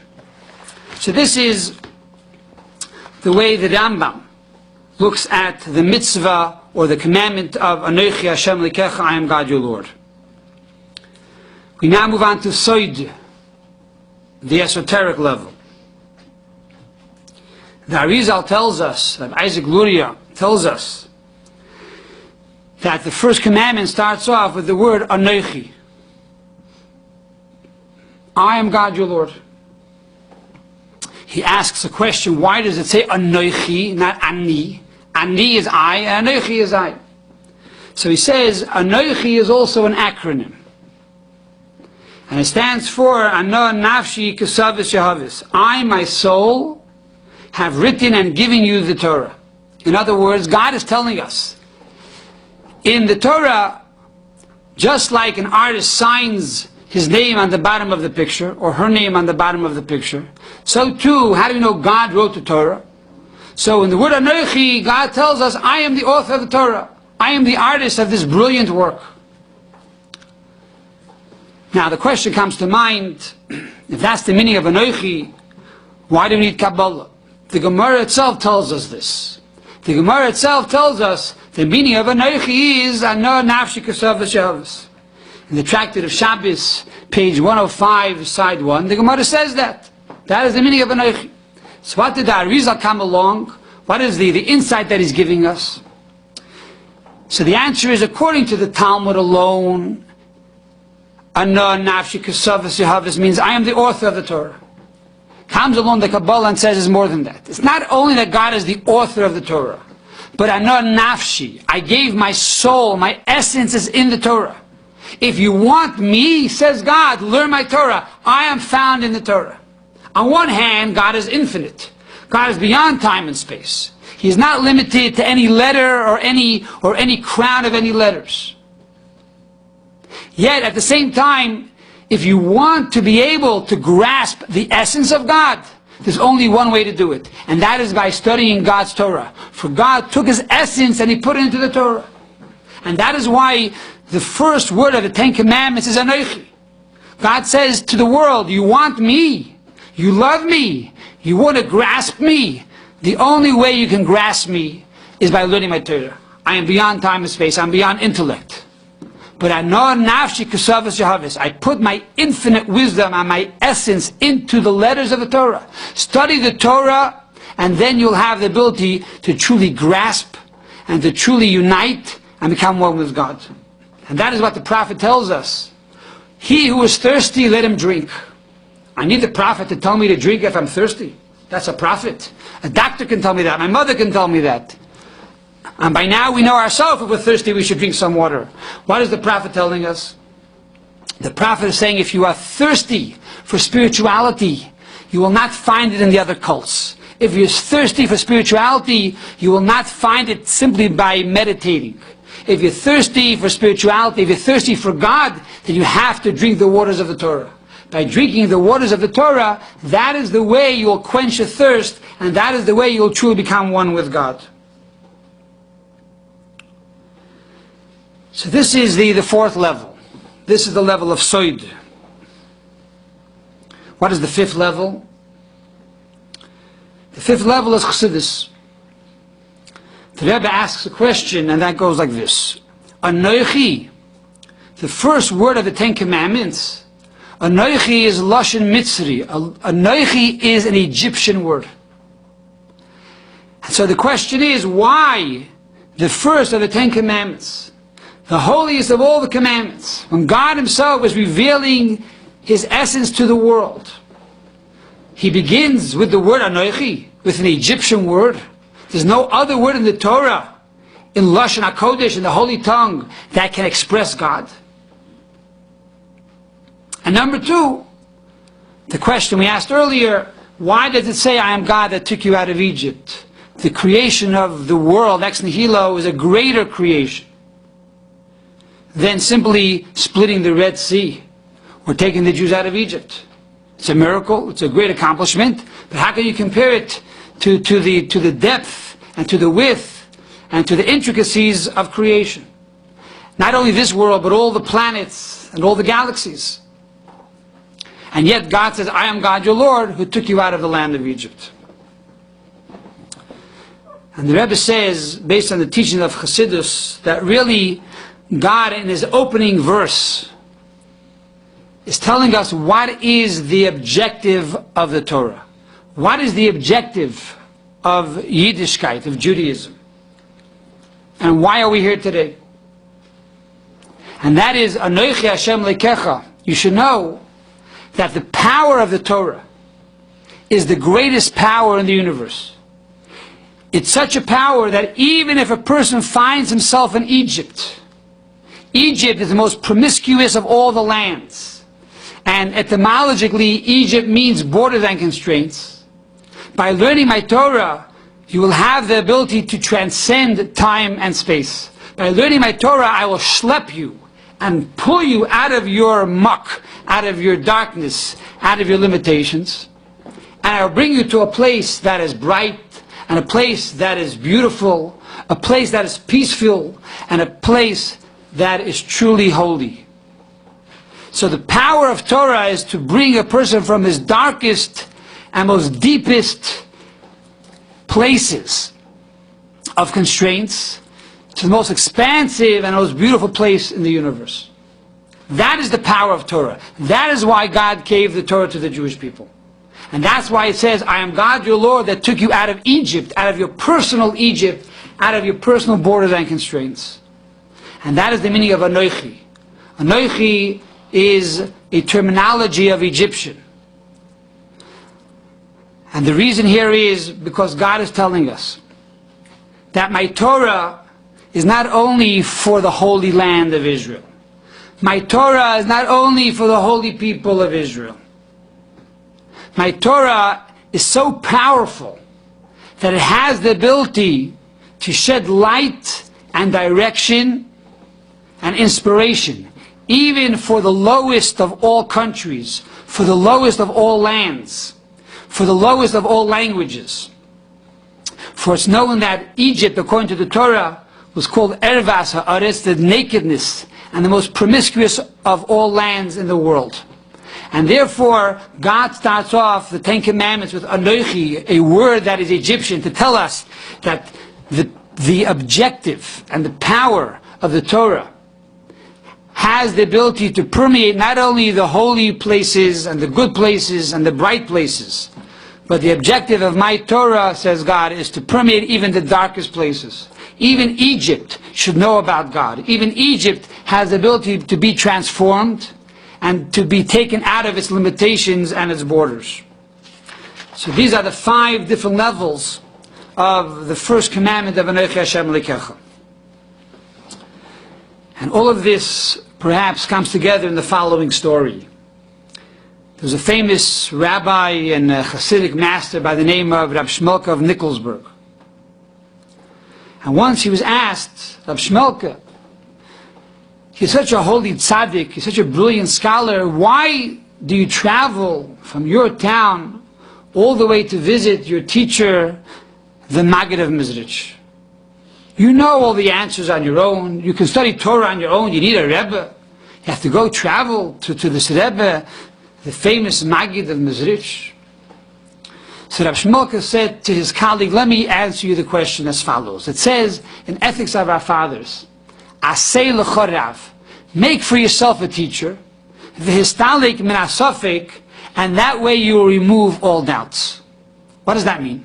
What does it mean, remove all doubts? It's to say, make yourself a teacher and he'll answer all your questions. But the answer is as follows. We find that Yisroi, who was the father-in-law of Moshe, when did he come to visit his father-in-law, his son-in-law, Moshe, in the desert? So it says, Vayishma Yisroi, Ma Shmua Shama Ba, and Yisroi heard the great wonders. What was the great wonders that he heard? He heard the splitting of the Red Sea, and he heard how Amalek attacked the Jewish people. And after these 2 events, he came to visit Moses. And he went into the desert and he converted to Judaism. So the question is, what do you mean you heard the splitting of the Red Sea? And you heard the war of Amalek, how Amalek attacked the Jews and the Jews knocked them out. He didn't hear about the 10 miracles and the 10 plagues in Egypt. That he didn't hear about. Why only these 2 events made him run into the desert?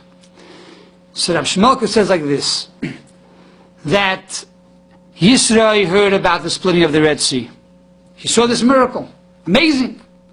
And he thought at that moment, A miracle is enough. You see one miracle, and you see God, and now you're a believer. All of a sudden, Amalek, the enemy of the Jewish people, attacks the Jewish people. How can they attack the Jewish people? They just saw this miracle. The whole world knew about the splitting of the Red Sea, and all of a sudden they go now and they attack the Jewish people. How could they attack the Jewish people? They saw a revealed miracle. So Yisrael realized that a miracle is only an inspiration. It's only a one-time act. It's a high on Judaism. But after that, if you don't stoke the fire, if you don't make it into reality, then the miracle dissipates. And that is why Amalek, right after the miracle of the Red Sea, was able to go and attack the Jewish people. So Yisrael said, if that is the case, how do I continue this high? How do I continue to live on this wave? He realized, Aseh l'chorav, I have to have a teacher. If I have a teacher, then v'stalik min hasafek, he will remove all doubts about godliness, if God exists or not. Because by the fact that we study Torah, and by the fact that we study Kabbalah and bringing light and life to the nations. You're watching the Torah Learning Channel here at TorahLearningChannel.com.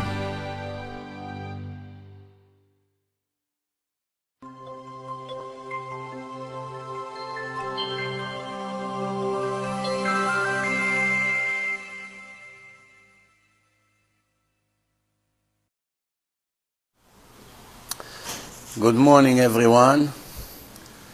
We're having an unbelievable Shabbaton here, Baruch Hashem, in Toronto, in Canada. And this lecture will be Leilui Nishmat, Rachel Bracha Bat Mas'uda, Tamara Bat Tori, Rachamin Ben Tzia, Simcha Ben Raya, Rachamin Ben Tziona, ולרפואת שלמה, אסתר בת ביתי, סבתה בת לריסה, שרה בת שרה, אליהו בן עירה שרה, אלכסנדר בן סוריה. So, Baruch Hashem, some of you did not come on Shabbat, because I know you live far, but we had yesterday a marathon.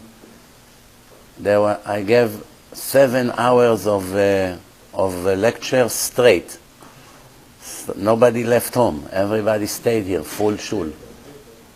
I mean, where do you find people like this in the world that sit 7 hours straight in a chair to listen to Divrei Torah? Don't worry, now it's only an hour lecture because we have at 6 p.m. one. But yesterday we also thought we're going to have a break, but we made it, we connected all the lectures together, Baruch Hashem. Only Toronto, only in Bukharian community. But everyone should know the Kiddush Hashem that was here. It's unbelievable. In today's world, when people have problems with concentration and attention, most people cannot sit more than 20 minutes. It's a big problem. To have people sit 7 hours straight and listen to a shiur, that's really a world record, Baruch Hashem. Today the topic this morning is the relationship between a man to his wife, how a person should treat his wife to have a good life in a family. Because as we know in the Torah, right in the beginning of the Torah, Hashem already told us a lot about the nature of the relationship between man and a woman. Just in the beginning, after He created Adam, it's written in the Torah that Hashem saw, Lo tov heyot ha'adam levado. It's not good for the man to be alone. E'aseh lo ezer kenegdo. I have to make him an assistant. The Gemara, the oral Torah, on this pasuk, the Gemara say, this assistant can be the greatest thing in your life, and chas v'shalom can be a horrible thing in your life. So the Gemara says, Zacha ezer, lo zacha kenegdo. If you have the merit, she helps you in everything. If not, she's against you in everything. You have two kinds of people, the lucky ones and the unlucky ones. The lucky ones, everything is done. Their wife is real Eshet Chayil. The ones that Hashem Yirachem, not so lucky, Every little thing, it's an argument in a house. When we review the world today, unfortunately, the divorce rate is only going higher and higher. They just published the statistic now in Israel. I'm talking in the religious communities. In a non-religious community, in my opinion, I don't understand why people waste their time to get married, because it's almost a guarantee to end bad, almost guarantee. It's mamash against the statistic. I mean, the chance to succeed is maybe, I don't know, 1 out of 5 maybe can succeed. Most of them have a horrible ending.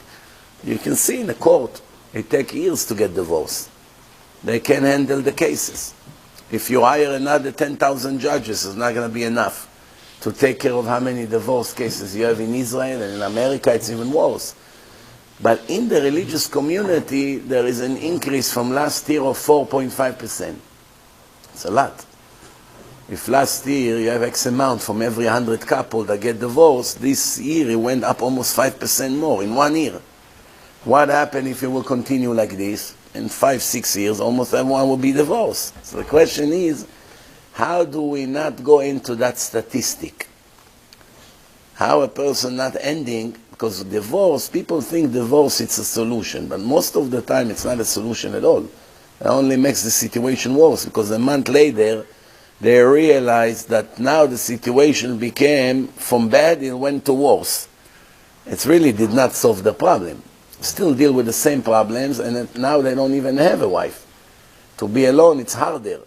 So that's a very serious problem. So the question is, how a person will do it right? Like everything else, you have to know how to put tefillin. If you don't put it right, it doesn't count you did it.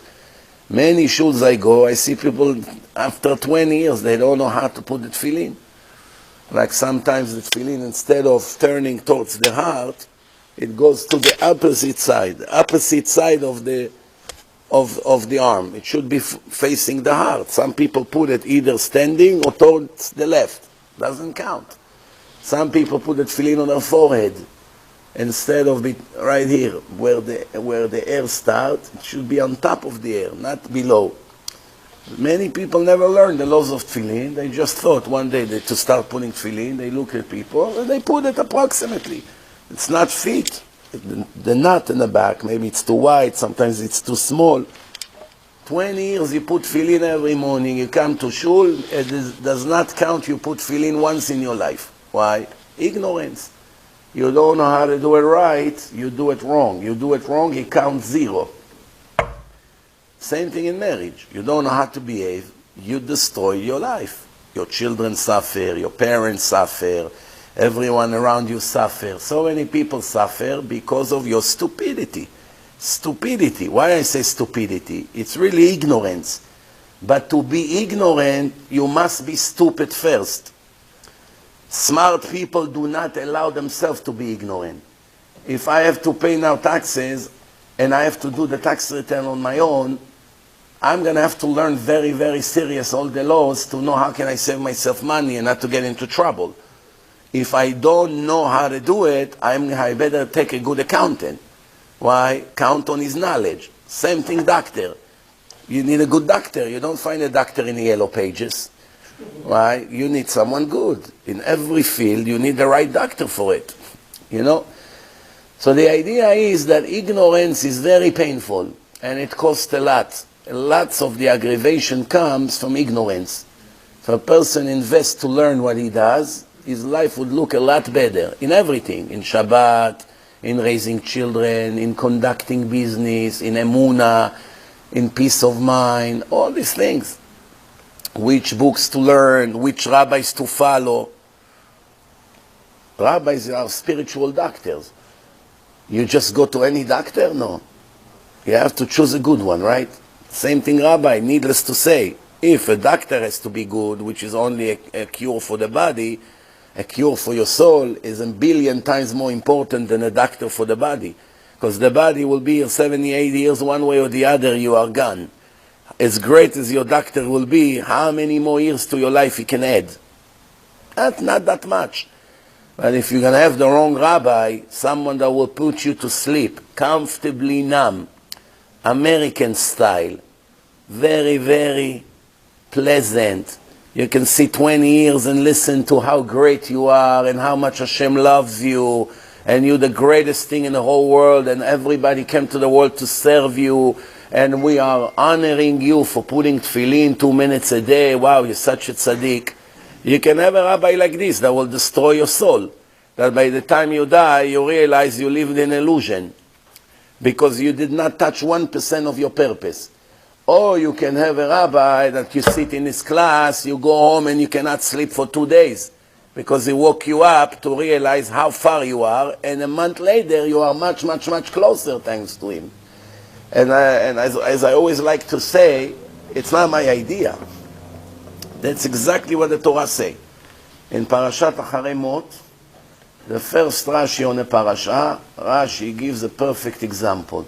There are 2 kinds of doctor. One doctor, he told you don't drink cold and don't stay in a cold place, that you should not get sick.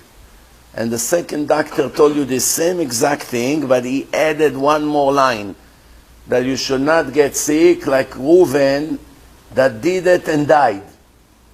Just use an example of someone who did drink cold and went into a cold place, and as a result of that he died.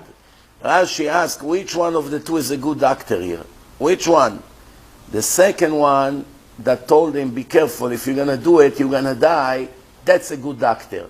A doctor that just told you what you have to do and did not put psychological pressure on you to take the medication, that's not a good doctor.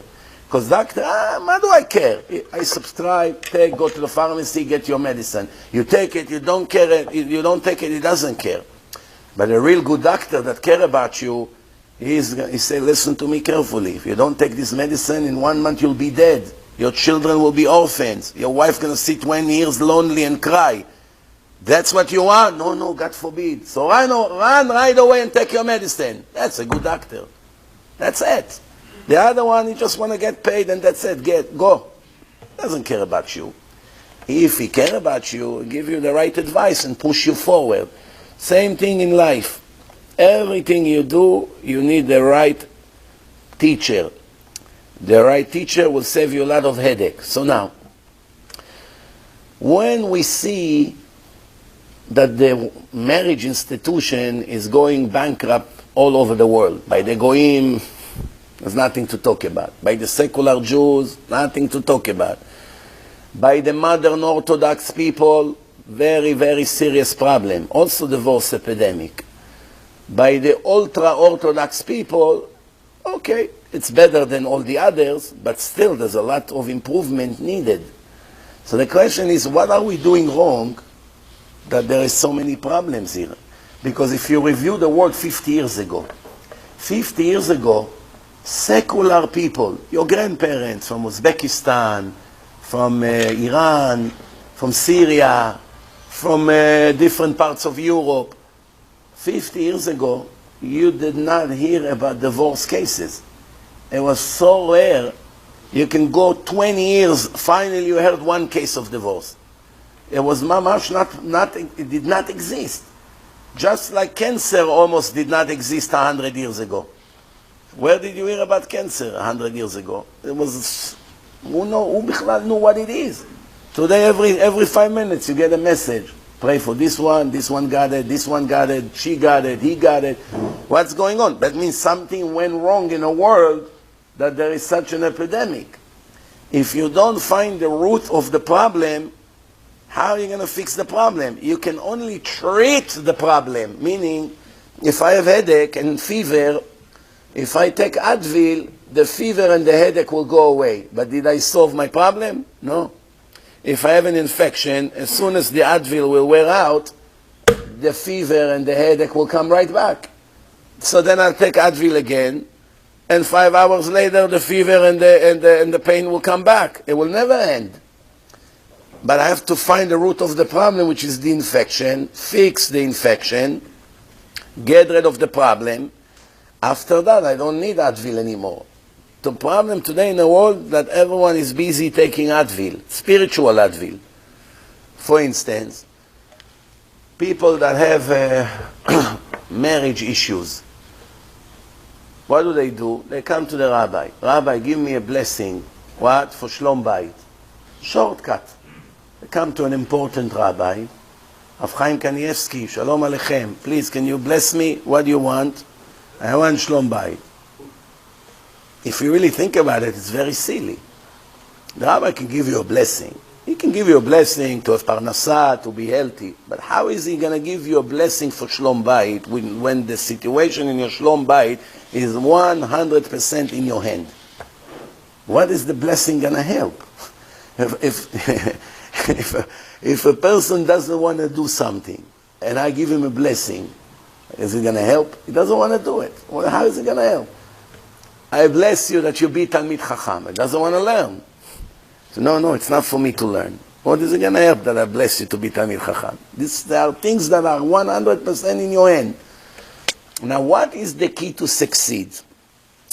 Usually, when there is problem in a marriage, if you analyze the situation, you see some of the reason is because of the men, some of the reason is because of the women.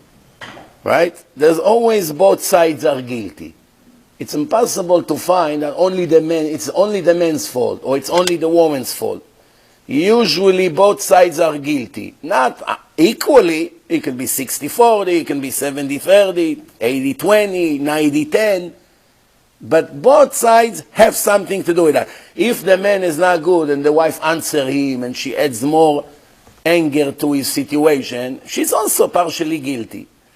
If she doesn't do, for every 100 things she has to do, 5 of them she doesn't do, here you go. That's already driving him crazy. If you analyze the situation, you'll find both sides are guilty. But there is one very interesting thing. Even though both sides are guilty, the way to fix the condition is 100% in a man's hand. How? If it's 50% her fault, how can I solve the problem? I can solve 50% of the problem. She has to solve her 50% of her problem. Absolutely not. That's the beautiful part here. That because all of you here are men, you have to know that you can fix all your problems, all of them, 100% by yourself. Even if the woman say, I don't want to change, I don't want to fix anything, you can fix the whole situation. Why? Because the Torah says the nature of women doesn't matter how advanced she is and what a career she has and what kind of a feminist she is. It's true. Feminism is an enemy of Hashem. It destroyed his rules and his ideas. It's against the Torah feminism that a woman will be the prime minister or the leader. The Torah didn't give women such authority. But today the women wants to be men. They want to control the world. They want to control the court. Okay, the world is not what it used to be. In the old generation, women did not even have education. No woman went to school by the Jews and by the Goyim. Until 100 years ago, what woman went to school? There were no schools for women. In our world, women never went to yeshiva. Only now you have girls go to Bet Yaakov in the last 100 years. There was no such thing, women go. That's why the Gemara say, if you want to marry a woman, make sure her brothers are Bnei Torah. They're serious, righteous learners of Torah. What's the connection between her and her brothers? If she has a brother drug dealer on the street, but she's a very, very serious religious girl, great personality, and she despises her brother for his behaving. So you cannot marry her because she has a criminal brother? Where is the justice here? The Torah says, "Ish b'chetro yumat." Everyone responsible for his own sins. Why she should pay that she has 1 or 2 bad brothers? The answer is not about that.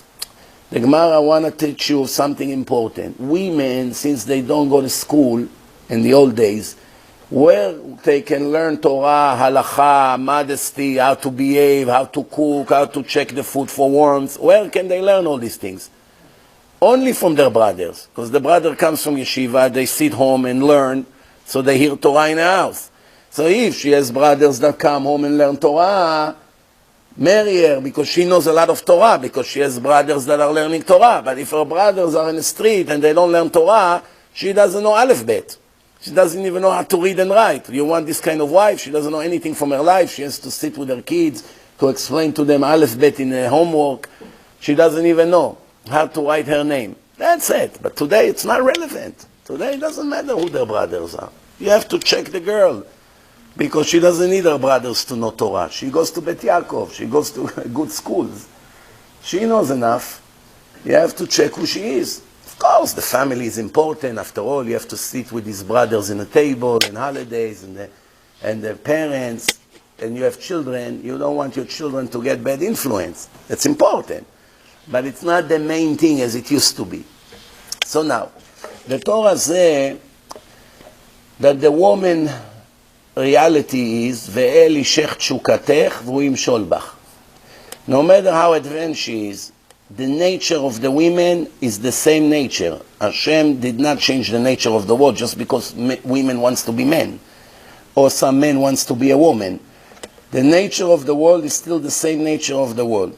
And the Torah say that a woman, she like to be controlled by her man. She want her man to dominate. She want him to lead. She want him to direct her. She want him to give her orders. But in one condition. Soon I'm going to talk about this condition. If the condition does not happen, not only she doesn't want to take orders from you and do anything for you, everything you say or do, she rebel against you. Even if she knows you right, on purpose, she fights you on every little thing. That's what the Torah says. Zacha ezer. Lo zacha kenegdo. Oive ish anshe beto. The enemies, the worst enemies of the human being is his own family members. They can hurt him the most. Why? What do you mean? If you have an enemy who wants to murder you, a mafia guy, runs after you, shoot at you, is much more dangerous than your son or your wife, no? No. Because a stranger, enemy, you're not hurt so much that he's after you.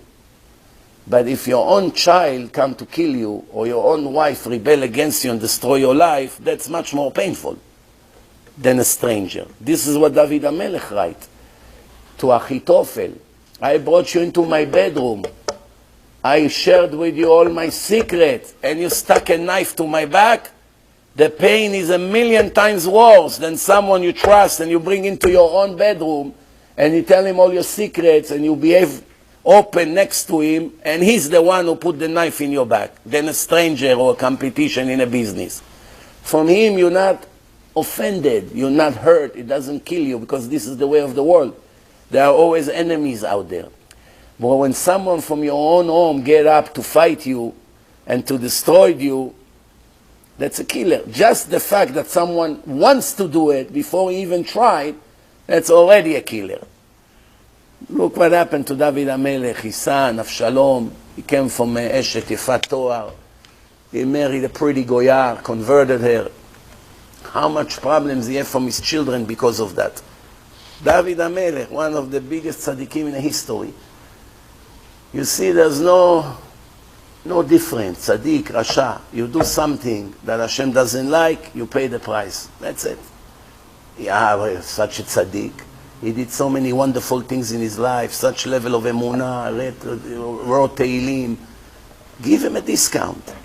Why do you have to destroy his life? His own children destroy his life. Made him miserable. Had to run, hide in caves, in a desert. Shaul HaMelech wants to kill him. What kind of life is this? Many people tell me, since I became religious, I only have problems. I say, very good, you're very lucky. If you didn't have problem, I would be worried. Why? 40 years you make sins non-stop every minute. Now finally Hashem little by little give you a few smacks for your sins. Fuya, not good, not good. 2, 3 smacks you got and you complain? What, you prefer to pay in the next world? Then I give them an example. I say, who are the people that Hashem loved the most in a history? The most. One. Noach. Starting with Noach. Second, Avraham Avinu. Yitzchak. Yaakov. Yosef. Moshe. Aaron. You got the point, right? Let's go one by one. Noach. Millions of people die in his time. 120 years became a carpenter in the sun, building an ark to save animals. Had to take care of animals. The lion beat him. Every one of his friends, all the people in town, everyone died in his time. 2 of his sons, Reshaim, Ham and Yefet. They castrated him, he cannot have more children. Tons of problems Noah had. And it was in the Torah, ו"נוח מצא חן בעיני השם." It's in the Torah, not our opinion. It's written in the text. I love Noah. What do? Give him one smack after the other. טוב. Avraham Avinu. Hashem loved him. It's written in the Torah. I love my servant Avraham. It's great. Avraham Avinu. What problems he have? Ishmael, Pere Adam, Yado Bakol, Yad Kolbo, doesn't have children so many years. Married for 75 years, no children.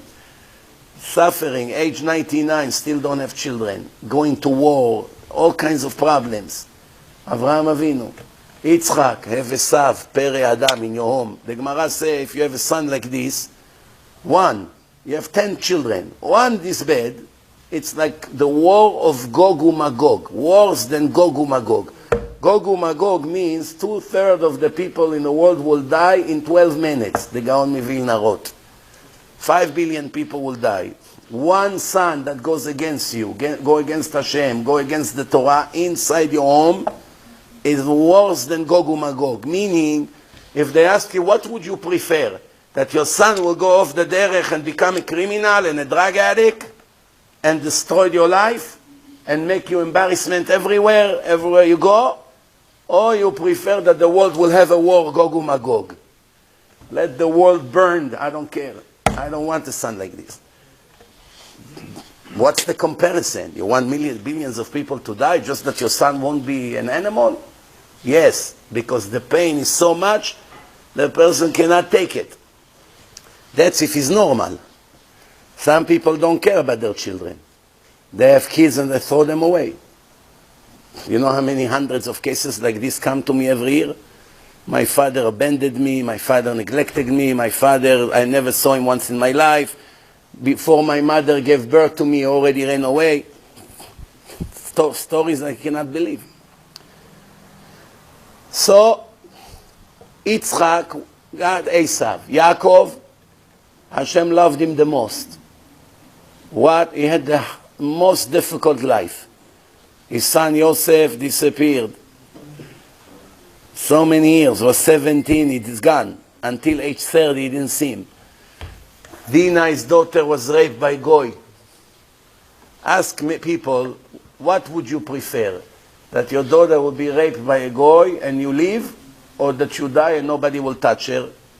Kill me and don't touch her. I can't live with this knowledge. Yaakov Avinu, it happened in his time. The son he loved the most disappeared, died, was eaten by an animal. Have sit crying all his day, all his life. His brother come to kill him, 400 people. He has to run, hide, to be a fugitive. I don't know, any minute he's going to surprise me and kill me. Then he worked 20 years for the crook Lavan.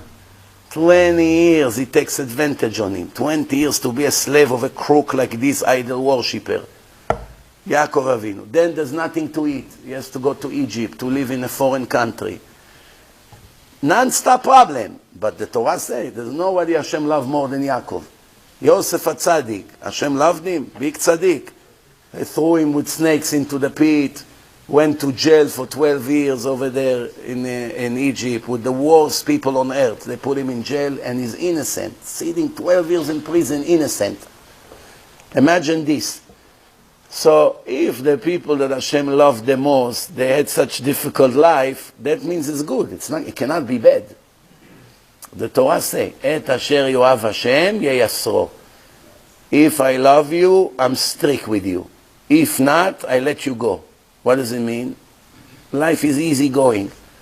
That's a bad sign. The opposite of what people think. If every day you have problems, Hashem loves you. One Bukharian kid in Queens, he told me, I don't want to go back home. I ran away from the house. I said to him, why? I said, my father hates me. He abused me. I said, what does he do to you? Tell me exactly what he does. He said to me the other day, I sat with my friends 1 a.m. in a park. You know, me and my friends, me and 9 of my friends. My father will show up with the car, comes out. He comes in front of everyone, grab me like this from my ear. Get in a car, you idiot. Push me in a car, embarrass me in front of all the people, give me a smack. What kind of a father is this? I said to him, let me ask you a question. Do you know why your father smacked you and he didn't even look at your 9 friends? I said, why? He said, because you're the only one he cared about. You see, you sit in a park, smoke drugs at 1 a.m., before you become who knows what kind of a monster, it hurts him. That's why he gave you such a smack and drag you into the car with the earring to wake you up, to stop with your nonsense. That's the sign how much he loves you. If your father would say, hey, Itzi, get in a car, buddy. No problem. You do whatever you want. Yalla, come, let me give you a ride home. Doesn't tell you anything about what you do wrong. He doesn't care about you. He doesn't care where you are. He doesn't check your phone. He doesn't check who you're dealing with. He doesn't check where you're going away for the weekend. That means he doesn't care about you. You can die as far as he's concerned. But if every 5 minutes he check about you and he's tough with you and he takes away things from you and he give you all kinds of sanction, that means he's doing everything he can to save you. This is exactly the same thing with Hashem. Et asher yoav Hashem yeyasro. Someone that I love, I'm on top of him. כאשר ייסר איש את בנו, it's written in the Torah, וידעת בלבבך, כאשר ייסר איש את בנו, כך השם אלוקיך מייסרך. The same way a person is sometimes strict with his son, this is how I'm with you, just like a father to a son. So it's not a bad sign, it's a good sign. So now the Torah says, what is the key to have a wife that will be ezer and not will be against you?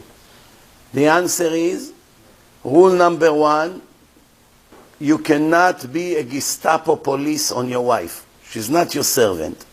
Yes, she does a lot of things for you, and that's her job in life, yes. But you have to show the women 2 things, love and appreciation. This is the key. Lots of love and lots of appreciation. Meaning, you cannot take for granted the good food and the cooking and that the house is clean and the shopping is always done and the laundry is always clean and smell good. You cannot take it for granted. Yes, you got used to it after 10 years. It has to get done. No. Nobody owes you anything in life. The fact that Hashem gave you such a help, you have to acknowledge it every day. To give compliments about the food, even if she's not so great in cooking. She doesn't know how to make the osvo the right way. Don't tell her, learn from my mother. I have to take you to my mother for a course. You don't give them such criticism. We have to know the difference between man and woman. A man, his wife tells him, Moshe, bli ayin hara, you became heavy, chubby. You know, he gets upset for 5 minutes. After 5 minutes, he doesn't even remember that this conversation took place. He moves on with his life. If you say to your wife, Linda, bli ayin hara, you got chubby. Your clothes doesn't close on you. 25 years later, after you already apologized 5,000 times, and you bought her a new car, and a nice house, and you brought her 5 maids, and you became the greatest husband in the world, 25 years later, in a moment of argument, you forgot what you told me. What? Told me that I got fat, huh? When did I tell you that? When we went to your uncle. Which uncle? Uncle Moshe. My Moshe, it's 20 years he died already. Yes, before he died. You cannot believe it.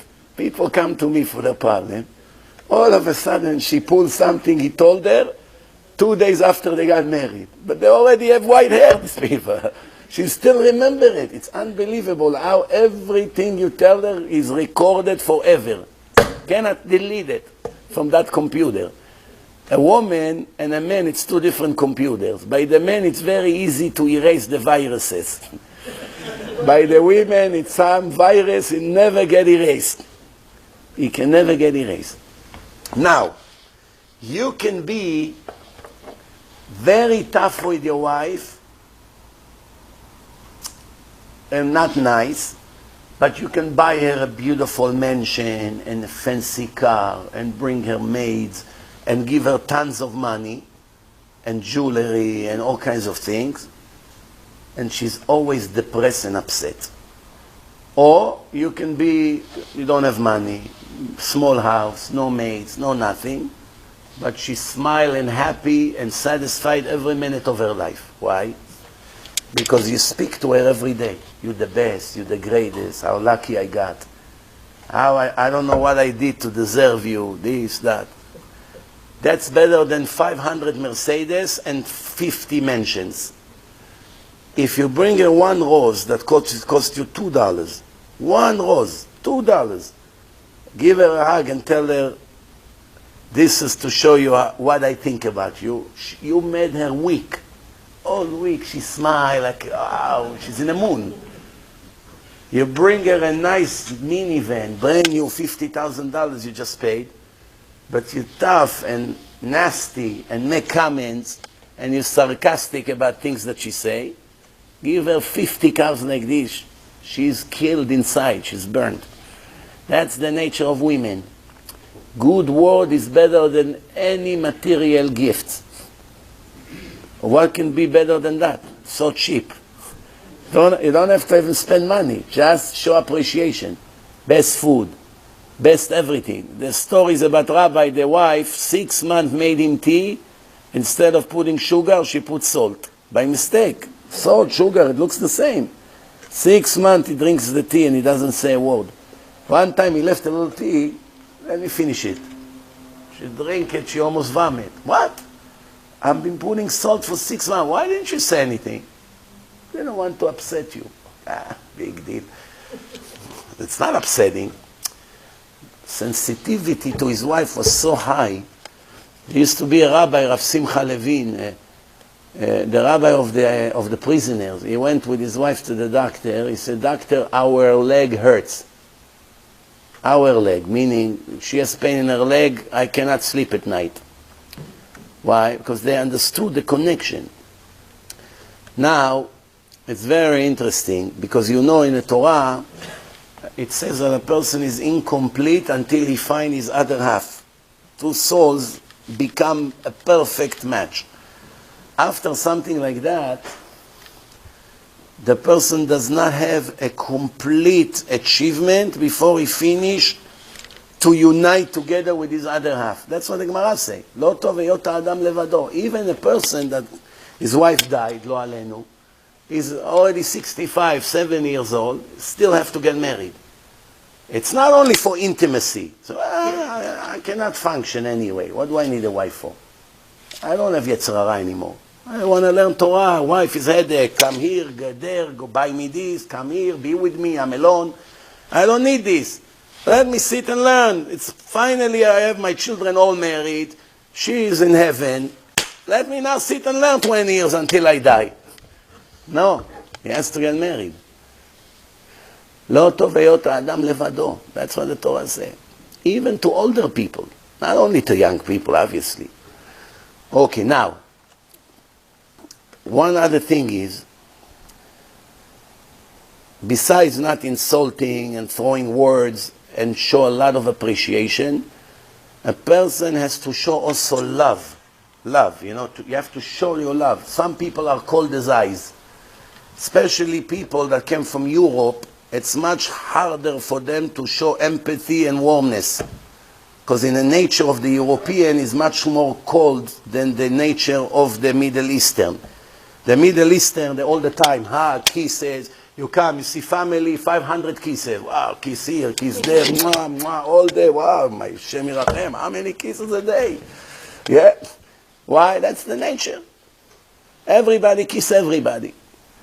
In Europe, it's not like that. Some people give you a handshake. They don't even shake your hand. They just put it like this. Yeah. You know, when you come to shake some people's hand, it's like you're holding a stander, a piece of wood. It doesn't even close his hand. Just go like this. It feels unbelievable. Just show you how cold that person is.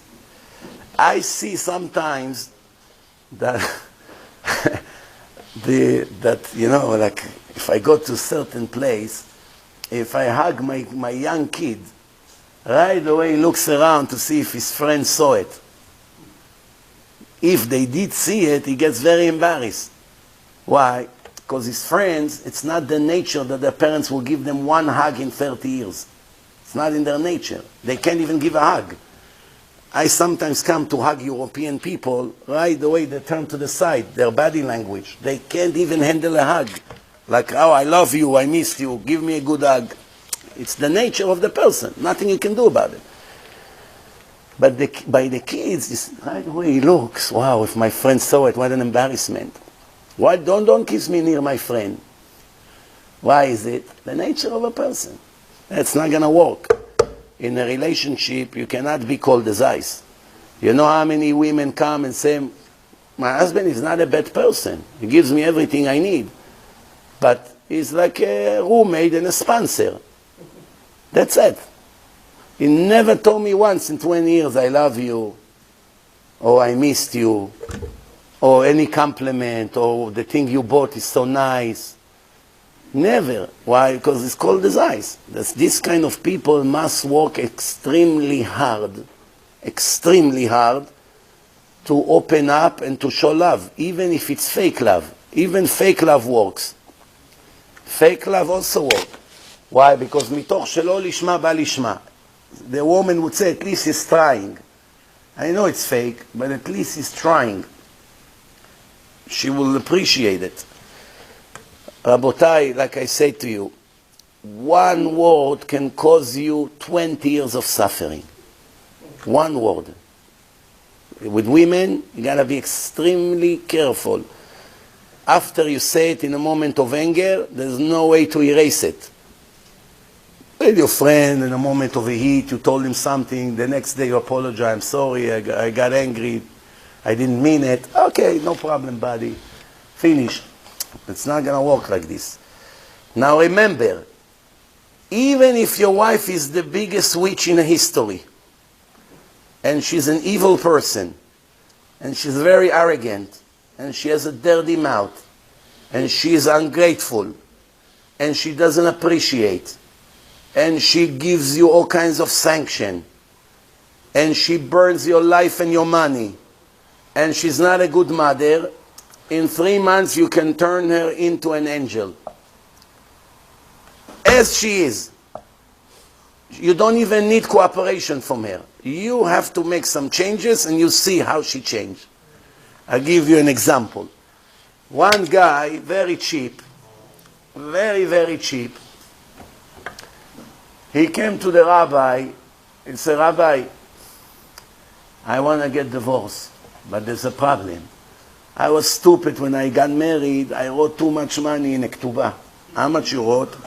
$55,555.55. They told me put a lot of fives. It's good against Ain Hara. But I didn't realize that it's $55,000. I should have made it $555.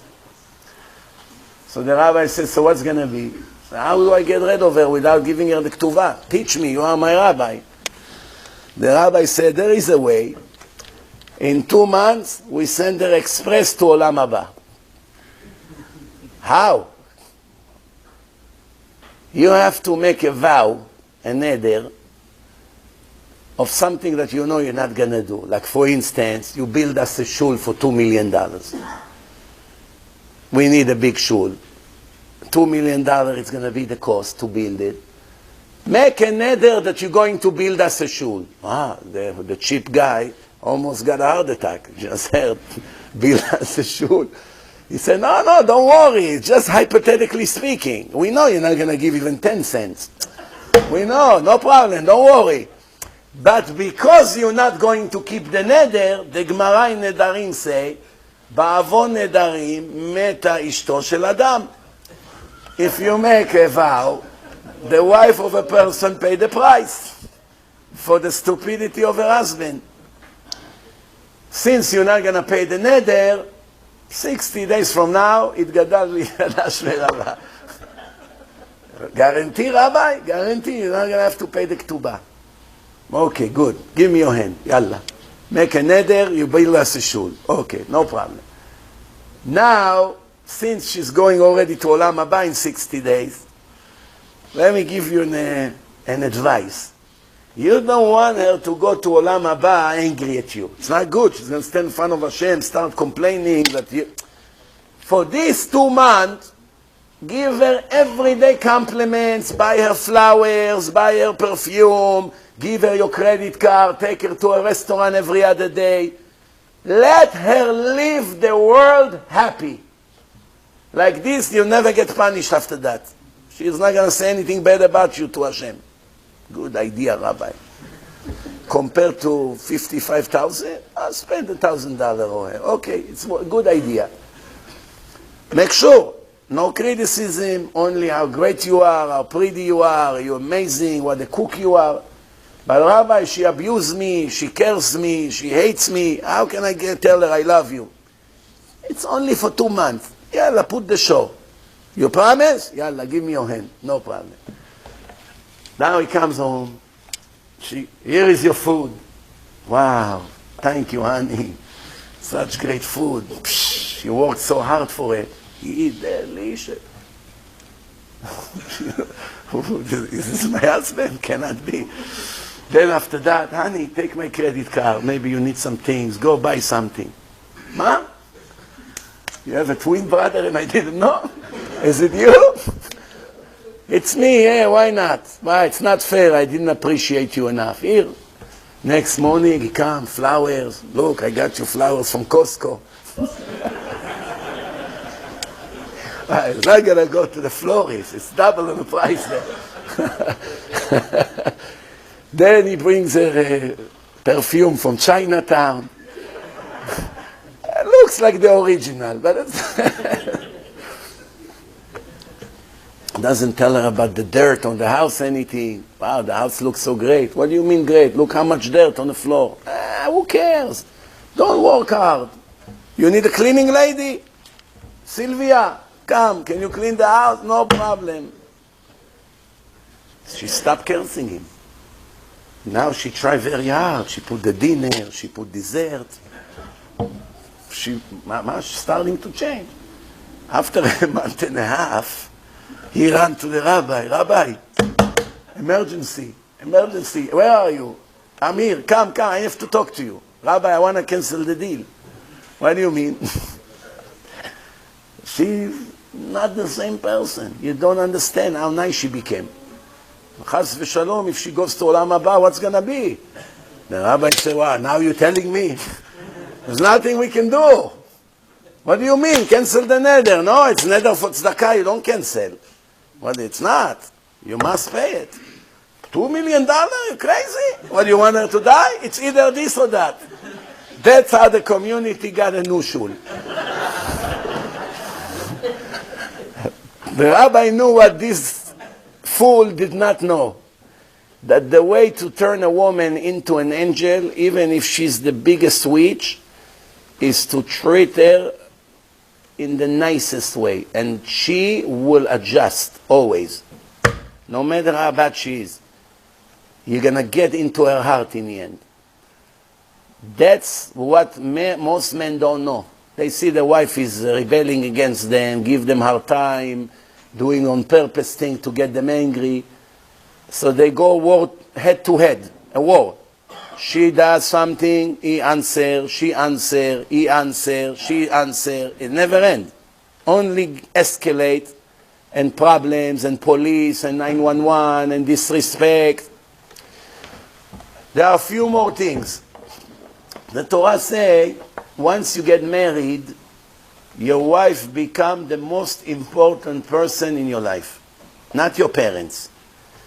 Now I know, especially we, the Sfaradim, with our Middle Eastern Muslim Arab mentality that our parents gave to us when they came to this country or whatever, in their mentality, the woman is nothing.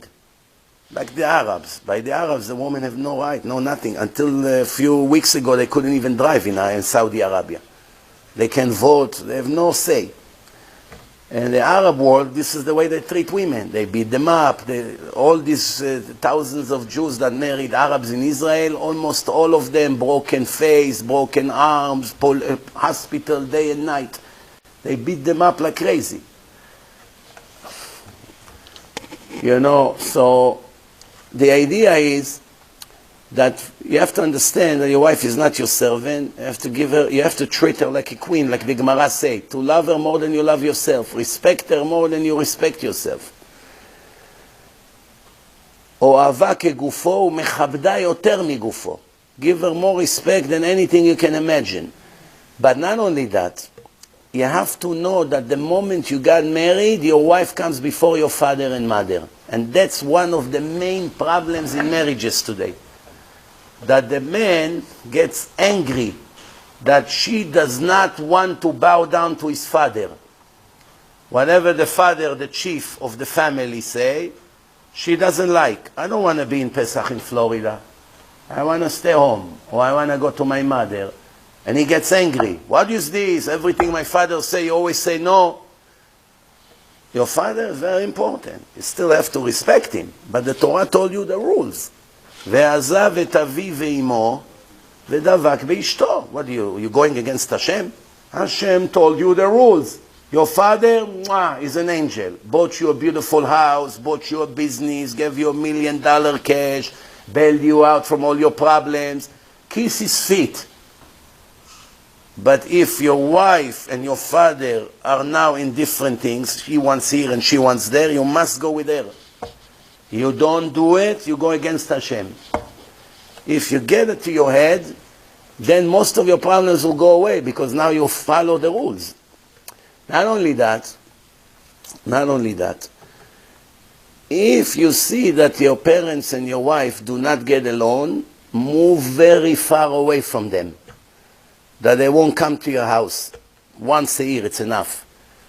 Why? Because it's going to ruin your marriage. Because they're going to come and criticize and your mother's going to say all kinds of words against your wife. And then you get angry if your wife answers back against your parents. Creates a lot of fights. Your wife is more important than your parents. End of story. Kacha Hashem said. Once you get, this is to show you how important is the wife of a person, that the Torah said that your parents become second. Because the wife comes before them. And that's, by the way, if a wife gets a ketubah, when the man dies, she gets her share before everybody else.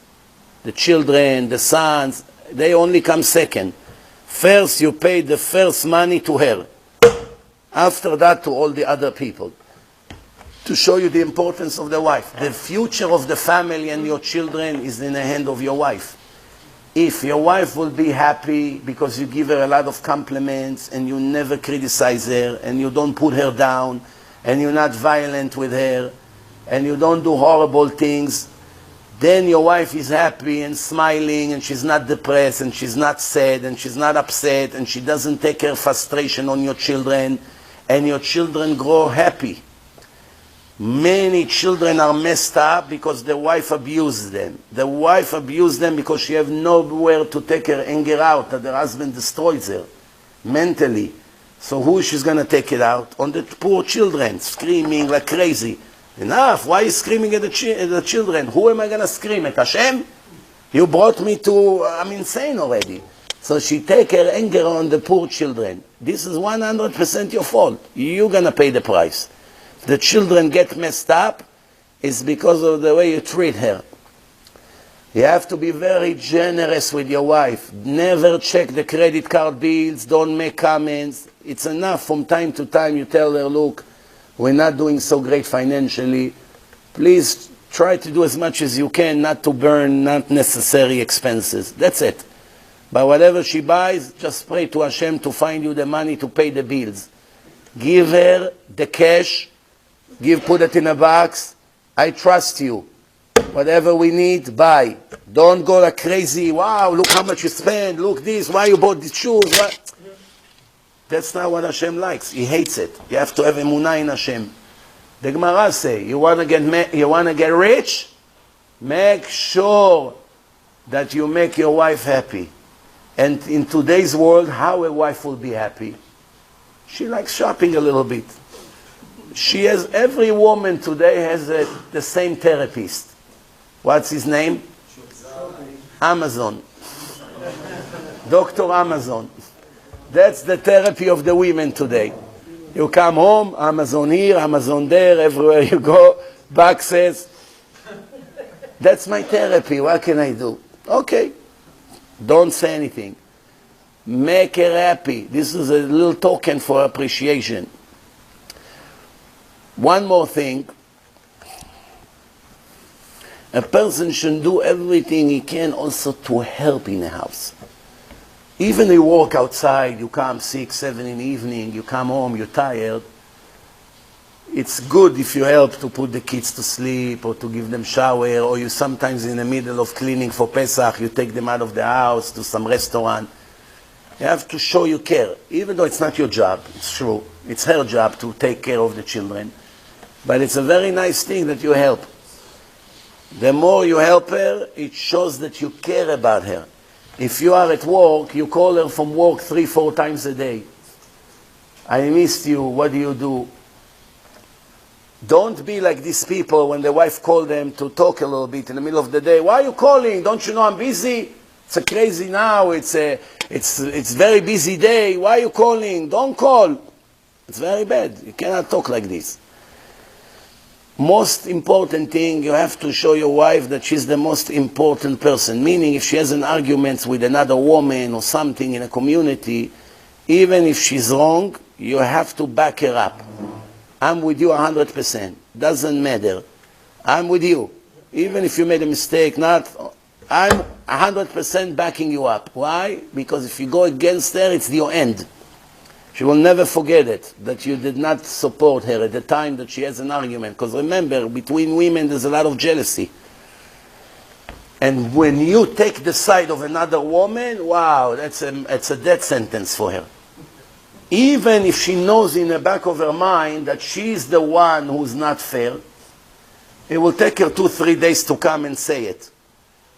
Say, okay, I knew that I knew it, but I didn't want to say. Why don't you tell me? Because I don't want to upset you. Very important. Rabotai, if you're nice and you smile and you don't scream and you don't fight and you're generous and you show love and caring, you will never have one argument with her in 20 years. Nothing. There's no reason to fight. All the fights and the problem comes from ego. It's all about ego. Ego, and if you have anger, it's a very bad combination. If you become humble, no argument, no problem, nothing whatsoever. There's one more thing. I don't know if you guys know, when you got married, you signed an agreement. Yeah. This agreement says few things in it that most men not even aware what they sign on. Who knows what he signed on? It's promises that you made to your wife in a ketubah. Besides the amount that you give her if you get divorced or if you die, what is the other things that you are obligated to do according to what you signed with 2 witnesses in front of Hashem? Who knows what? Love, care, provide.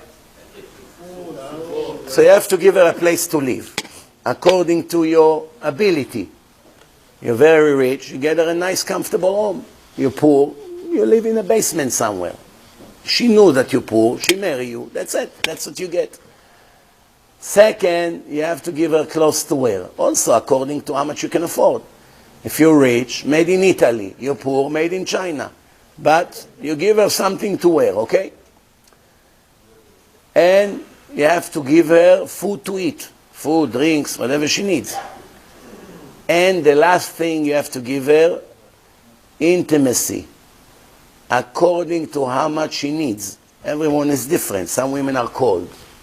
For them it's enough once a month. Some women are more warm. They needed more. So you cannot tell her, tonight I'm going to have lechaim with friends.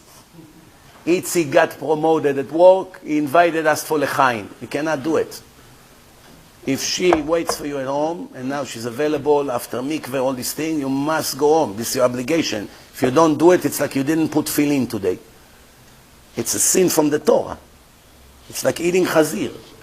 If your wife came home and she waits for you, and you don't come home because you have some extra client today, you actually ate chazir right now. Mamash chazir you ate. It's sin from the Torah. That's what most men don't know. Where is it? Where are you? I'm with friends. What are we doing? Watching a game. I'm waiting for you. Don't you know? It's our night tonight. Or it's the week or the 2 weeks, whatever it is. There's a lot of mistakes that people do. As results of it, they destroy the relationship. They destroy the relationship because intimacy makes very strong connection between the couple. If you take it out of the marriage, 50% of the marriage you lost right there. That's why when a woman rebels against her husband, she's a very bad woman, and the husband wants to divorce her, the Beit Din is not right away jumping to agree. They try to do everything they can to make peace in a family. But if she refused to go to the mikveh, she refused to let him touch her, they have no choice. They have to order to divorce. Why? Because the Torah say with now intimacy there's no marriage. No marriage. So it's work for both ways. Woman cannot do it to her husband, he cannot do it to his wife. One more thing. A person has to take care of his health and his look. I know many religious people think that the look is not important in Judaism, but they are totally wrong. The look is very important. In the Gemara it says that a man can replace his wife, Bet Hillel say, just because she's not as pretty in his eyes anymore. She's a wonderful woman. Sarah Imenu, righteous, modest, great mother, great wife, supporting. She gained 20 pounds. He said to her, I don't like you anymore. Here is your get. He did not break the rules of the Torah. Why? Come on. It's not a monster. So she likes to eat a little bit of shpolo. What's the big deal? This is Torah. I did not write the Gemara. I'm not Hillel. That Hillel say. That's the halacha. We can't say, I don't like her anymore. But come on, she's a great woman. Come on. No attraction anymore. Why? She doesn't take care of her look. Same thing she can do. I'm disgusted by him. Either he gained too much weight, or became too skinny, or he doesn't take showers, he doesn't wash his hair is oily, has danger fall over, he doesn't brush his teeth, he eats garlic non-stop, always smell bad. The room is horrible, I can't breathe next to him. Also he's selfish, he only thinks about himself. These kind of the things, it's sins from the Torah. Ungratefulness, selfishness, don't care about the other, you have to. So you have no permission to neglect your look. You have to always try to look like your wife likes. And same thing, she. By her it's even more critical, because the Gemara says, lo nitnu nashim ela leyofi. By the women the beauty is more critical than by the men. One more thing you have to know. In a relationship,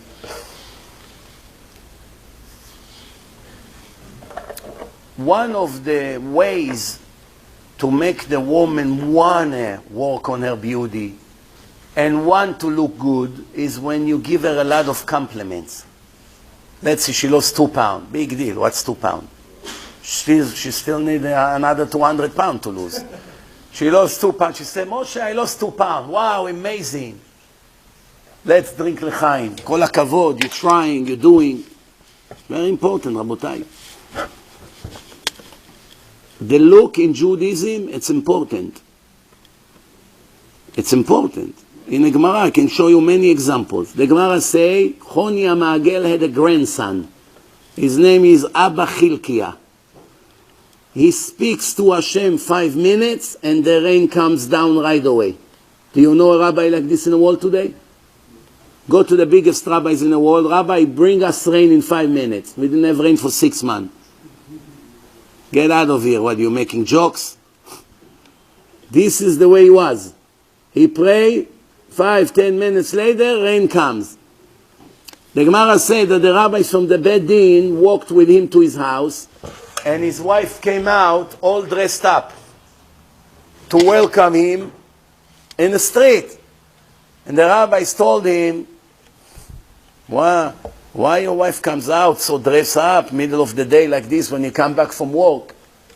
So he said, she want to be pretty for me, that I would not look at other women. This is a person that can take a dead person from the grave and bring him back to life. He speaks to Hashem. Hashem says, I have no choice. The tzaddik wants rain. I give rain. It wasn't the plan. I give rain. He said, if my wife won't be pretty, I'm going to end up looking at other women that are pretty. And works both ways. The man also have to take care of his look, always to be clean, always to make sure his clothes are clean, not to be sloppy. Some people have problems with their gums. You stand by them, they smell horrible. They don't take care of their teeth. Sometimes you brush your teeth every day, but it still have horrible smell from your mouth, and a lot of women suffer from it. It ruins the marriage. I had a guy that came to me to complain about his marriage. It was a year after he got married. And while he was talking to me, right away Hashem showed me his problem. The smell that used to come from his mouth was unbearable. And I say to myself, I stand 2 feet from him and I can't breathe. Imagine his wife that has to kiss him. Now I understand. Now I had a dilemma. Should I tell him the truth in his face and save his life and marriage, but he may get upset at me for an hour or two? Or I play dumb and say, okay, Hashem will help you, Bezrat Hashem, you have Shlom Bayit, and it'll be divorce in a year.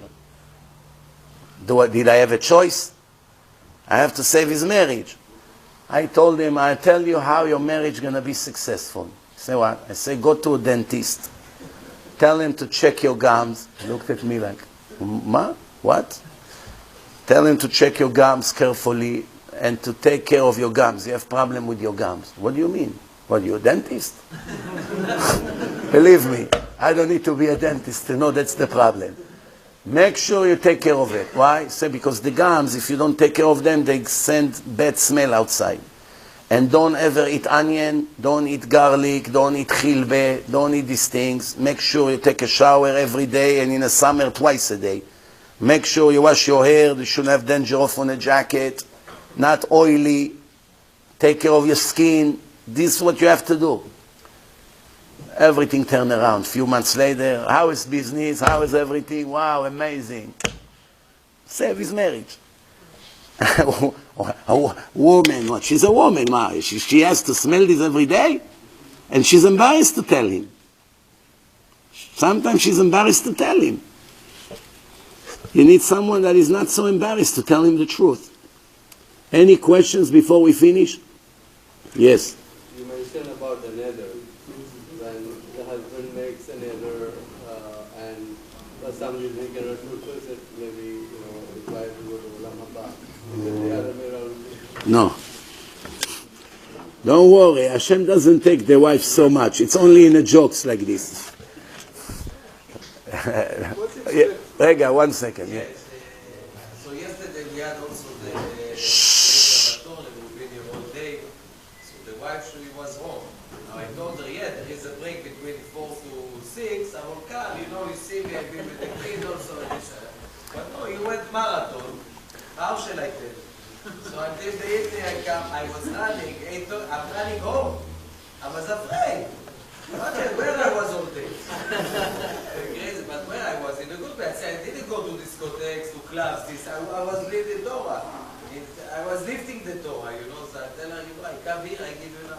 It looks like 2-3 sentences of what, where you been? I thought to take the car to come look for you, maybe something happened. A person has to know his wife. Some wife, they're so interested that their husband will learn Torah, so they will forgive everything. Even the intimacy, everything they forgive. Some wives don't appreciate the Torah. They don't know the value of the Torah. You have to know who you're dealing with. So if you see a wife doesn't appreciate Torah enough, you have to educate her. You give her books, CDs. Once she understands the value of the Torah, she will never tell you where you went. Okay. But if, as long as she doesn't understand it, you have to go home like you said. Why? The Gemara said one tzaddik stayed in yeshiva an extra hour, and there was no phones in those days.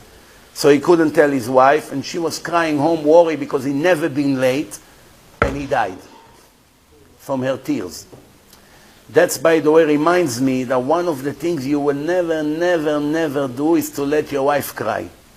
If she cries for other reasons, it's not in your hand. But don't ever scream at her. If you know she's sensitive, don't say things, don't ever talk against her parents, something that makes her cry. If your wife cry, you just lost a lot of money. When you get a ticket for $100, you don't sleep 3 weeks. Every time you make your wife cry, you lose 100 tickets. Problems, business, customer left you. 100%, guaranteed. The Gemara says, if she has tears, you're lucky you're still alive. Yes, and because Hashem doesn't want to kill you right now, so He takes away your money. Because ani chashuv kemet. When a person loses money, the money, it took him X amount of time to make that money. So Hashem take money, it's like He took your life. If He took you a month to make that money, He actually just took a month of your life instead of killing you. It's a partial death. Every time she cries. Yes? We're going to have a mikveh opening up down here soon for women. It's not open yet, but soon. Can you give us some advice of chilonim that come, how to get it stronger in this, in the whole Torah Mishpacha? Chilonim that come to the mikveh, that means they're already on the way to become stronger. So you have a big box of my CDs. Every chiloni that comes to the mikveh, put by the mikveh box, please take CD for free. You need more, I'll send you more CDs. They come, they take Torah and Science, Purpose of Life, Life After Death, CDs for the car. You understand? And that's going to turn them. Today, it's the easy way to make Baalei Tshuva. You just give them CDs. There's no better way in the world than these CDs. I promise you. No better word. These CDs have so much blessing in them that almost every person you give him this CD, Torah and Science, you will not recognize him after a week. His must change his entire life. For $1 a CD. $1 change your whole family's life. What can be better than that? Hashem made it the easiest way possible. Instead of you standing 4 hours and showing her and arguing with her, here, please watch it. You get the answers to everything you want. That's it. Plus, you have to make maybe a nice brochure about the importance of Taharat HaMishpacha and put it in people's mail, all the Jews around here, the women that are secular, the importance of Taharat HaMishpacha. If you want, I can help you to design it. And then a lot of women will realize that it's important because they want good children, they want spiritual children, they want blessing in a family. The Taharat Mishpacha, as you all know, renew the passion between husband and wife, or even after 50 years. If you don't live with Taharat Mishpacha, you get tired of each other right away. Then the marriage gets a real serious upset. The only way to keep it going is to on and off. You can't eat the same thing every day. You're not going to like it anymore. So the on and off concept is very logical. And once you explain it to women, they understand that it's for their own good. Plus, there's all kinds of stories that happened of people that did not keep Taharat Mishpacha. It's mamash unbelievable. Like the famous story of the man that walked in the street and saw an old woman with a gold necklace, and he tried to rip it from her neck, but the gold was thick. The necklace, the chain, was thick. It wasn't thin, so it did not get ripped. So by pulling it, he actually knocked her on her face, on the floor. She fell, this old woman, and she died. And then they took him to court in Tel Aviv. And when the judge read the name of the defendant, he say, let's say Moshe X is the defendant, and the victim, as soon as he say the name of the woman, the mother of the murderer fell on the floor and fainted. Before the trial began, they put her water. What happened? The judge asked her, I don't understand. You were sitting for an hour before the trial here. You didn't look too excited. What happened that as soon as I read the name of the woman, you faint? Do you know the woman? She said, let me tell you a story. 20 years ago, it was Friday evening. I was preparing for Shabbat. My husband is an angry person, and he was keep telling me, go to the mikveh, go to the mikveh. It's almost Shabbat. Go, they're going to close the mikveh. Go, go, go, go. I said, no, 5 more minutes, 2 more minutes, the fish coming out, this, the chalas. When I ran to the mikveh, the woman over there was locking the door. I say, please, please, wait 10 more minutes, let me go, my husband's going to kill me. She said, I'm sorry, I also have Shabbat. Why you come in the last minute? I have to go. Come tomorrow night. What's the big deal? You wait until tomorrow. No, no, let me in, please, I'm begging you. No, no, no. I went back home. My husband say, no, you went to the mikveh? I was so afraid of him. I said, yes. That night we were together, and I became pregnant. And who is the kid that was born from that night? This is the kid, right him. And who was the woman who did not let me get into the mikveh? The woman he killed. I didn't know, now you just say the name. 20 years later, Hashem sent that kid that came out without mikveh went and murdered that balanit. Story, it's a famous story. It was published in many books. You don't need to be clever more than that to see the hand of Hashem. And by the way, the balanit, it wasn't 100% her fault. She has a point. She was right. You have to come by this time. But because it's such an important thing, and she was begging her, my husband is crazy, he's going to go crazy, she had to let go. Okay, don't do it one more time. But she didn't. 20 years later, she got killed by this kid. So hard to believe. There's many stories about mikveh. That's not the topic now. In my lectures, you can hear it. More questions before? Yeah. What do his wife lazy? If the wife is crazy. Lazy. Lazy? Ah. I thought crazy, you know. Okay, lazy. Everyone has his tikkun in life. Some women are more lazy than others. You have to understand, by looking at another woman that is not lazy, and you look at a woman that is lazy, you cannot compare between them, because everyone has a different test in life. The one that is not lazy, maybe she's angry, or maybe she's jealous, or maybe she's stupid. It could be many things. So now, lazy, okay, it's not good. Everybody wants his wife to be a hard-working woman, but you can't criticize her for her. You have to talk to her in a nice way. Please try. If it's not, if it's possible, please do a little more if you can. Okay, I don't want to push you too much. Also, let her listen to the job of the wife. There's a lot of lectures by all kinds of rabbis about the importance of what the wife should do in the house, with the children, with the husband. If it works, it works. If not, it does not justify to fight. You can fight. If you can afford, bring her a maid. If you can afford, bring her another maid. Someone to take care of the children and one to clean the house. That's what you got. Before a person gets married, he has to check carefully what he gets. You can know if a person is a hard-working person or is lazy before you get married. You can see a lot of things before the marriage, but some of the things you only find out later on. Or sometimes people change. When a person is poor, is very hard-working. After 10 years, the family became rich, and the wife became spoiled, and she got used to not do anything. Sometimes it's the husband's fault. Sometimes he spoiled the children and the wife too much, and then one day you get tired of it and you want to return them back to the way they used to be. It's not possible. Once you let go, that's what you get. That's it. Once a person gets used to become lazy. You know, I remember when I came to America, first year, what did I do? I worked like a slave in a bagel store for 1 year. Then I went to become a salesman.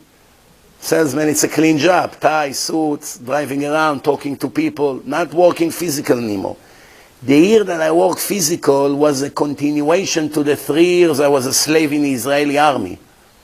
In the Israeli army, you are literally a slave. They treat you like garbage, and you are a slave. So 3 years I was a slave in the Air Force, plus 1 year a slave in a bagel store. The only reason I was able to be a slave in a bagel store because I was a slave in the army. If I was in the army sitting in an office on a computer all day, do you think I would be able to be a slave in a bagel store? No. Once you get used to be a slave, you work. As soon as you have a break, a year, 2 years that you do nothing, you sit in the office or you drive a little bit of car, it's very difficult to bring you back to work now in a bagel store. And what do you think now? If you offer me $1,000 a day to go back to work in a bagel store, I wouldn't be able to do it. And then I used to do it for $80 a day. You understand? It's all in a mentality. So you have to know before how to train people, how to educate them, because once they become lazy, it's become a way of life. That's it. Look at American children. I don't know, in Canada, American children that are secular. Most of them don't get out of bed before 10, 11. Impossible to wake them up in the morning. All they want is party, beers, guys, girls, social media, sport, follow games. They don't want to do anything. They have their parents' credit card. The parents get them so spoiled. They have no liabilities, no responsibilities, nothing. They're already 27. They act like 12 years old. American kids. Whose fault is this? 100% their parents' fault. Just because you're rich, you give your children a sport car and a credit card, unlimited, do whatever you want. Now once in his life he hung his laundry. Now once in his life he took his dirty laundry and put it in a basket. It's always on the floor. He doesn't help. Now once in his life he cut the grass in the house. Now once in his life he took the garbage bags after Shabbat to the street. Never. These kids never moved a finger. You ask them to help with one little thing. Take the stuff. Clear the table. Shabbat, help your mother to take it to the table. Whose fault it is? 100% your fault. You think, I'm rich, I can afford it. Then you messed up their life, because now once they get married, they're not going to be able to live off your credit card forever. They have to make their own money. They have to work. They have to get up in the morning. They don't want to do anything. Nothing. Then, Abba, I'm getting divorced. What? We didn't even come back from your wedding. What do you mean you're getting divorced? Yeah, it's hard, it's this. She spends too much money. I can't afford. Of course you can afford. You don't want to work. You don't want to get up at 6 in the morning, go to shul, and at 7 already be on the way to work. Why? Because you used to get up at 11. Why even let these kids get married? It's mamash, you're lying to yourself. What's the point of getting them married? You tell them, no, I'm not going to help you to get married. First, become a human being. Wake up on time, go to work, do something with your life. You're in yeshiva, so you sit and learn. You're not in yeshiva, you go to work. Oh, yeah, but come on, what do I need to work? You're rich. I'm rich, but you're not. You have to go and work. That's what you have to tell them. I can help you here and there if I see you want to help yourself. You don't want to help yourself, you won't get a penny from me. But now it's not fair, because then you spoil them 10 years. Now you want to cut them in a minute. It's a big problem. If you spoil your children between age 10 and age 22 until they get married, you destroy them. Now after they get married, you say, okay, now you're on your own, son. No, it's not fair. It's similar to the drug addicts. The drug dealers, how they get customers? They first give them drugs for free. Try it on the house. Try it. No. Don't worry, no charge. Take it. What? You're giving me no charge? It's expensive. Don't worry. I like you. Take it. 3, 4, 5 times. Then he comes. Give me more. Nah, now you're on your own. Now you're on your own, he becomes a robber, begins to break into people's homes. Why? Because he needs it. This is what you do to your children. You get them addicted to life of laziness, life of pleasure, no responsibilities, no obligation, no nothing. And then in one day you make them a fancy Bukharian wedding, you spend $200,000, 7 floors, Bukharian band, everything nice, everyone is happy. They have a lot of gifts, 2-3 months, the gifts are over, and then what? But if you teach them discipline, just because you're rich doesn't mean your children should not work. Summertime, go work 2 months. What am I going to do? Clean, be a waiter, be a driver, work in a camp with kids, do something. If he learns Torah, support him. Don't worry about anything. Just be serious in the learning. I'll give you everything you can. Because that helps you. The more you learn Torah, it helps you in Shamayim. But the other guy who goes and goes to work, how does it help you in Shamayim? Doesn't help you. So you have to at least teach him to take care of his life. More questions? Yes? Okay, don't you feel that today most of the marriages are breaking up because of the major reason which you didn't say anything about is people breathe? One of the biggest problems in marriages, it's good you reminded me, is social media. Social media. If a person connects to Facebook, USB, the Hebrew is in a zipper on the side, the Hebrew. Just the Hebrew is on, okay.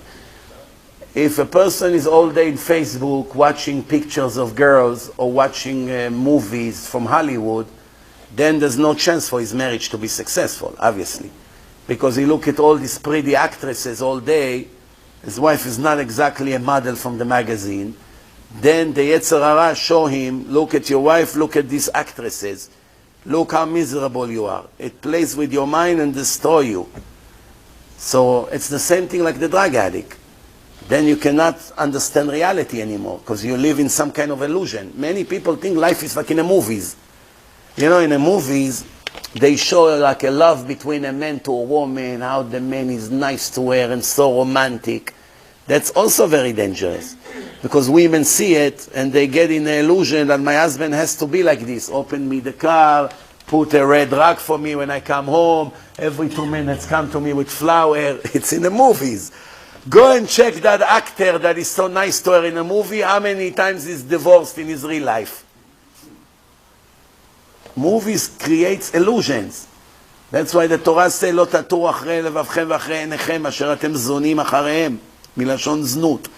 And זנות means stranger. It takes you to off the derech. So obviously, how can you have a healthy marriage if you have a daughter and she want to marry a guy that has social media, all days on Facebook, Instagram? You're not normal. You're not normal. If he has a non-kosher phone and all day he watch the dirt and you agree that your daughter will marry such a guy, it's a guarantee to fail, the wedding. Guarantee. Waste of time. You want your daughter-in-law to have 500 men looking at her in her pictures in Facebook every day? And you think that the marriage will be successful? But it's not only the children, even the adults that are married already 20 years, they can destroy their marriage. Thousands of families broke apart from this. You should know, since they invented the internet and social media. It destroys everything. Destroys everything by the Goyim, and destroyed everything by the Jews. You should know that. Thank you. And mamash is total destruction. There was one Persian boy here yesterday, and actually spoke to me before Shabbat. I don't know if you know him. He's Canadian from Toronto. He came to me with such enthusiasm. Rabbi, he was in Or Sameach in Monsey. He came to my house for Shabbat.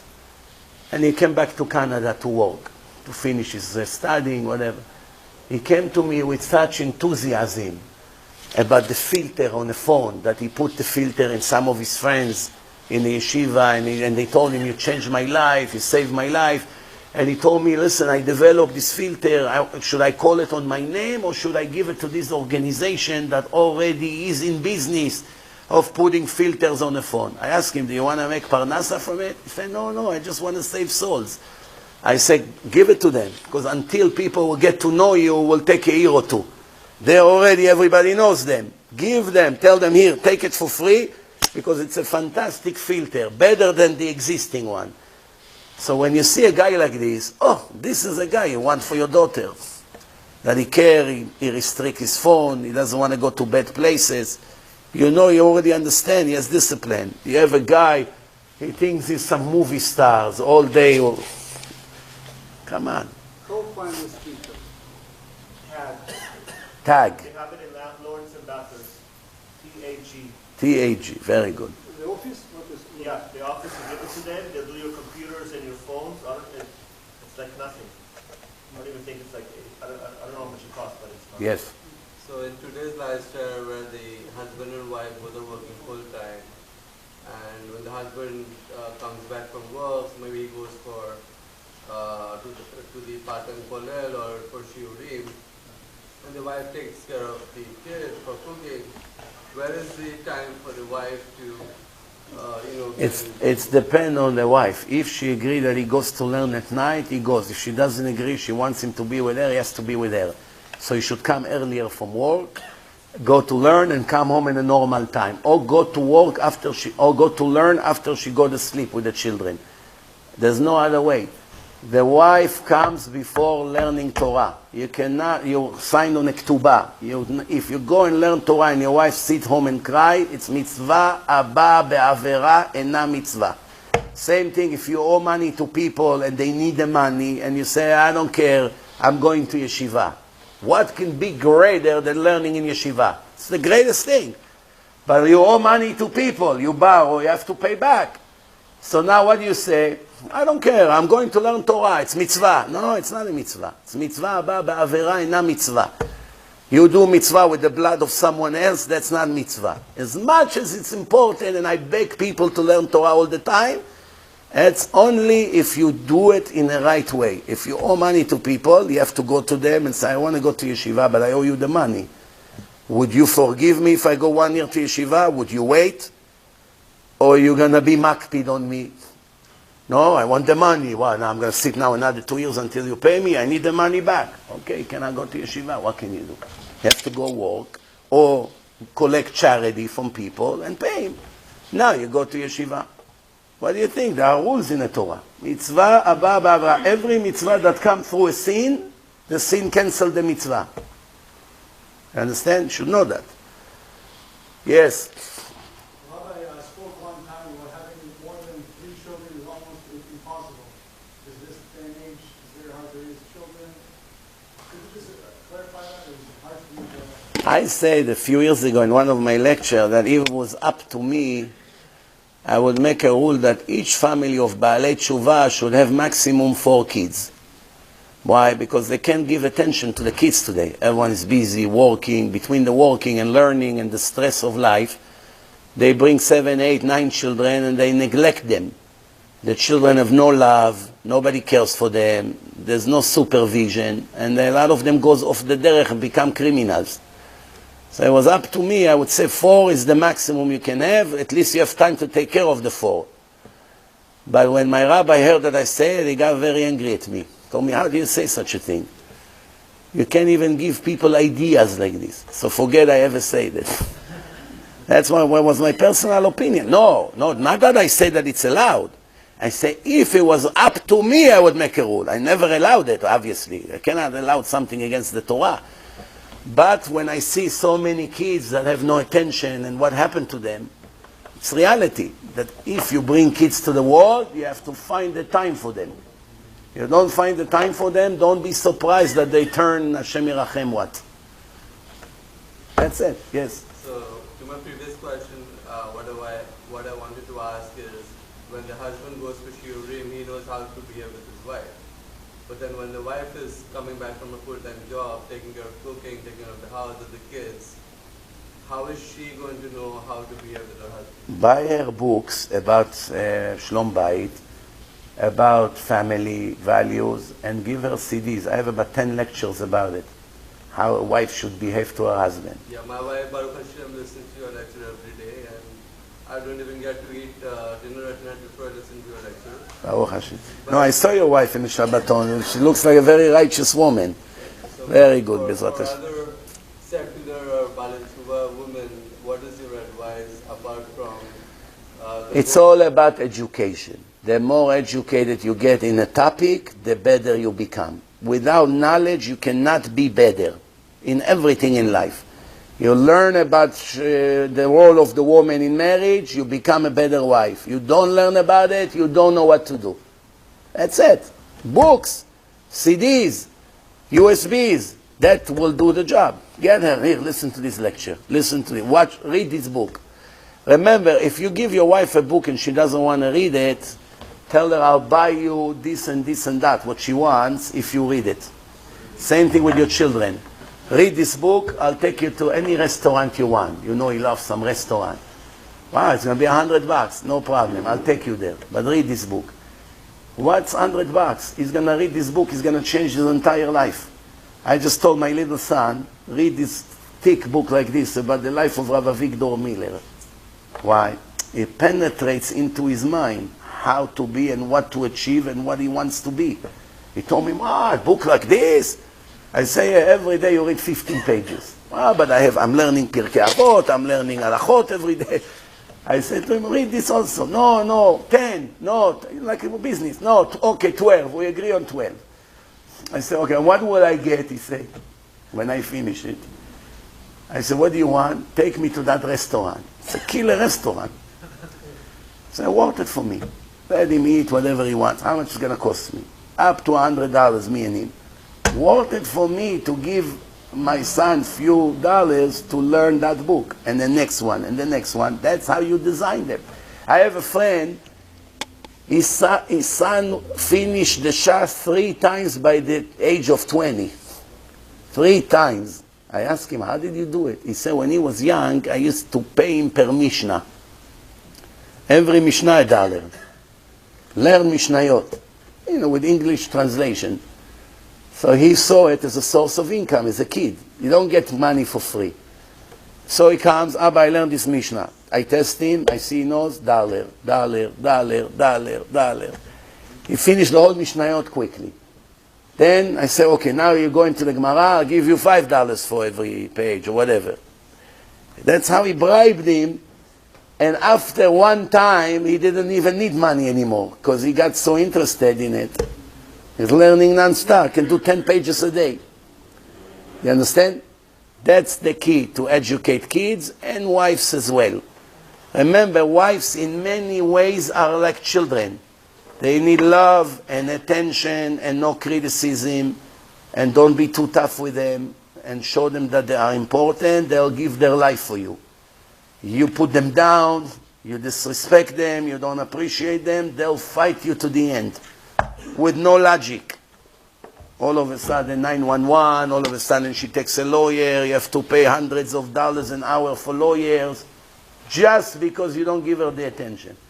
After a year of a battle in court that you destroyed each other, you come and tell her, I made a mistake. I did not appreciate you. You, the greatest thing happened to me. I'm so stupid. In 5 minutes, she's willing to come back to you and forget what the judge said. Why? That's all she wanted in the beginning. But people that don't learn from the head, learn from the legs. מה שבא לא בא דרך הראש, בא דרך הרגליים. ברוך אדוני לעולם, אמן ואמן. רבי חנניה בן...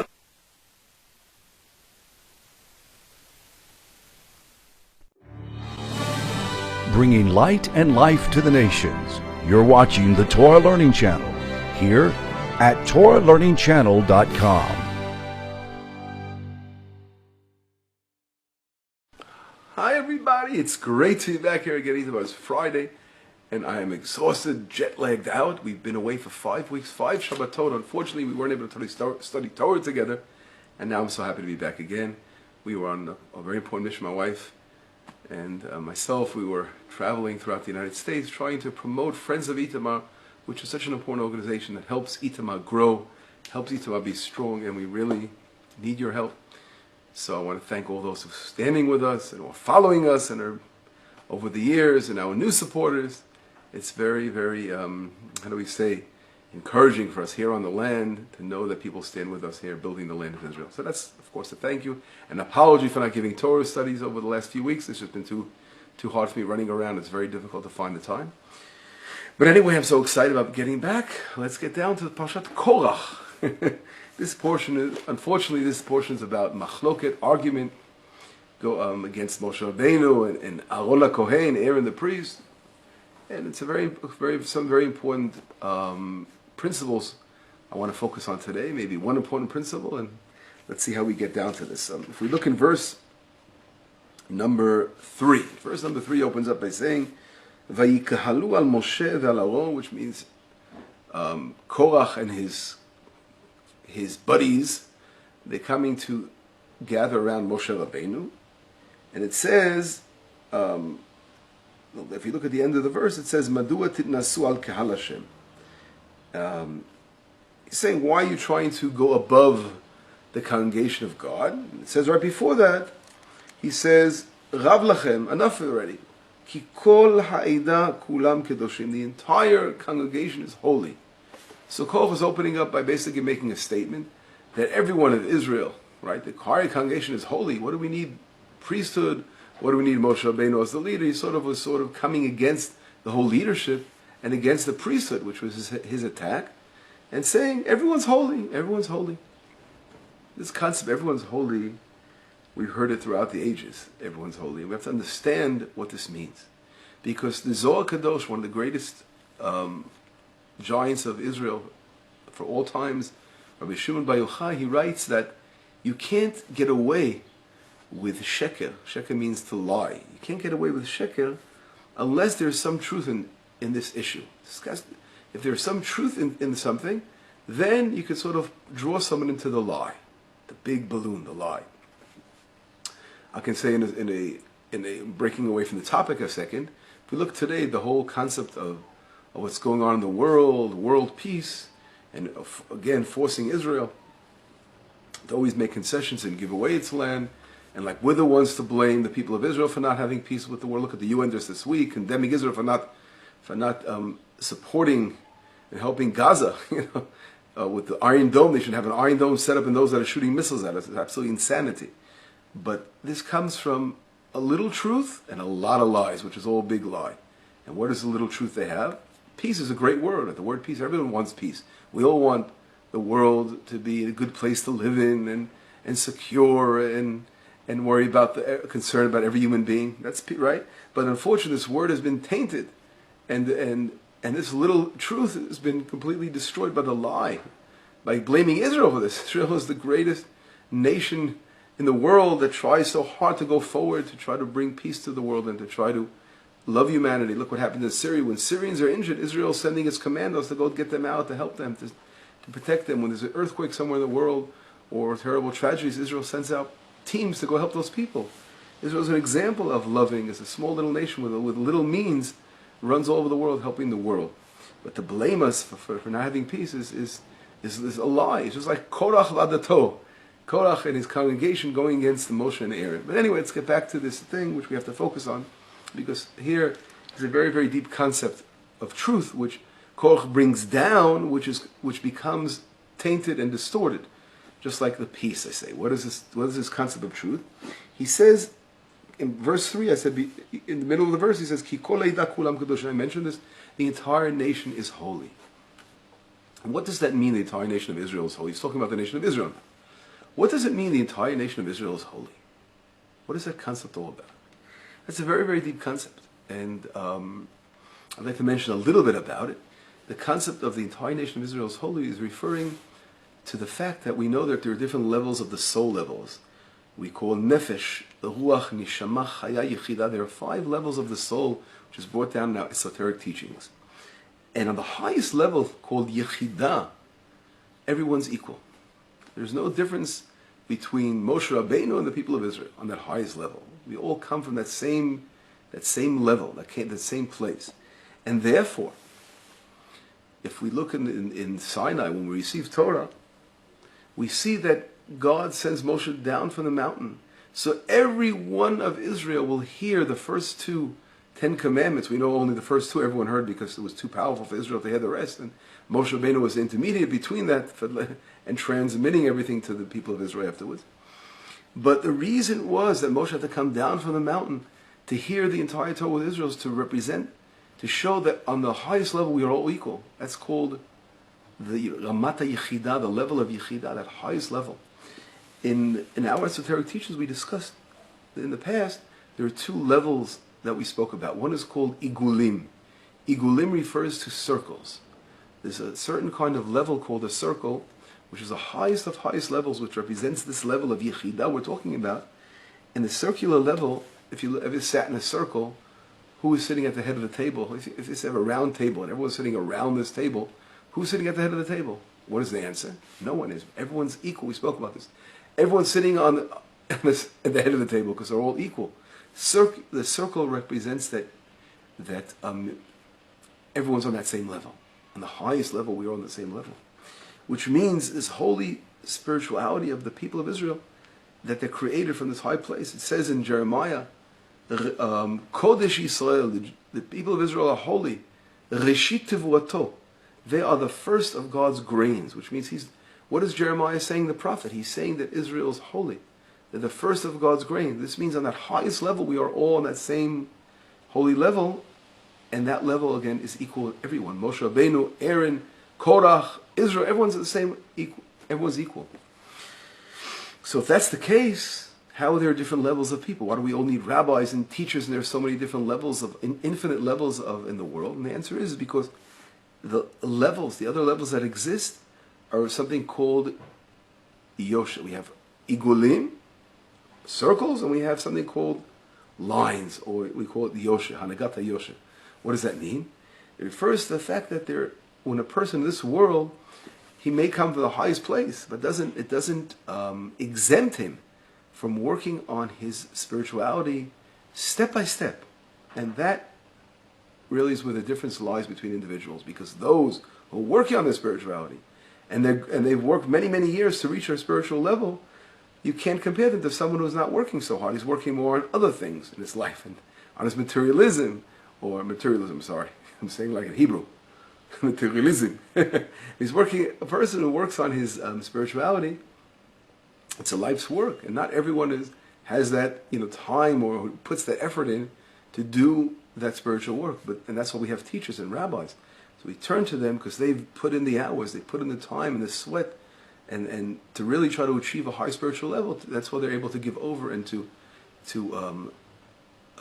influence others and bring them closer to spirituality. There's a huge difference of people, and that comes from the other levels of the soul. All the other 4 levels, from the Chaya, Nishama, Ruach, Nefesh, all the other levels of the soul are levels that we have to work on to achieve. Eventually, we are told that everyone will know Hashem. The entire humanity will reach this high level at the future, that we all be such a high spiritual level, we all be connected to Hashem on that same level. But that's going to be after hard work of this world and all our efforts to bring about the redemption of this world. Then we'll reach that stage, but we have a lot of work to do before we get there. And that is where really lies the sin of Korach. Korach took this truth, the fact that we're all on a very deep level, on the same spiritual plane, and he brought it down now, saying there's no difference of Aaron and us. We're all Kohanim, we're all Kohanim, etc.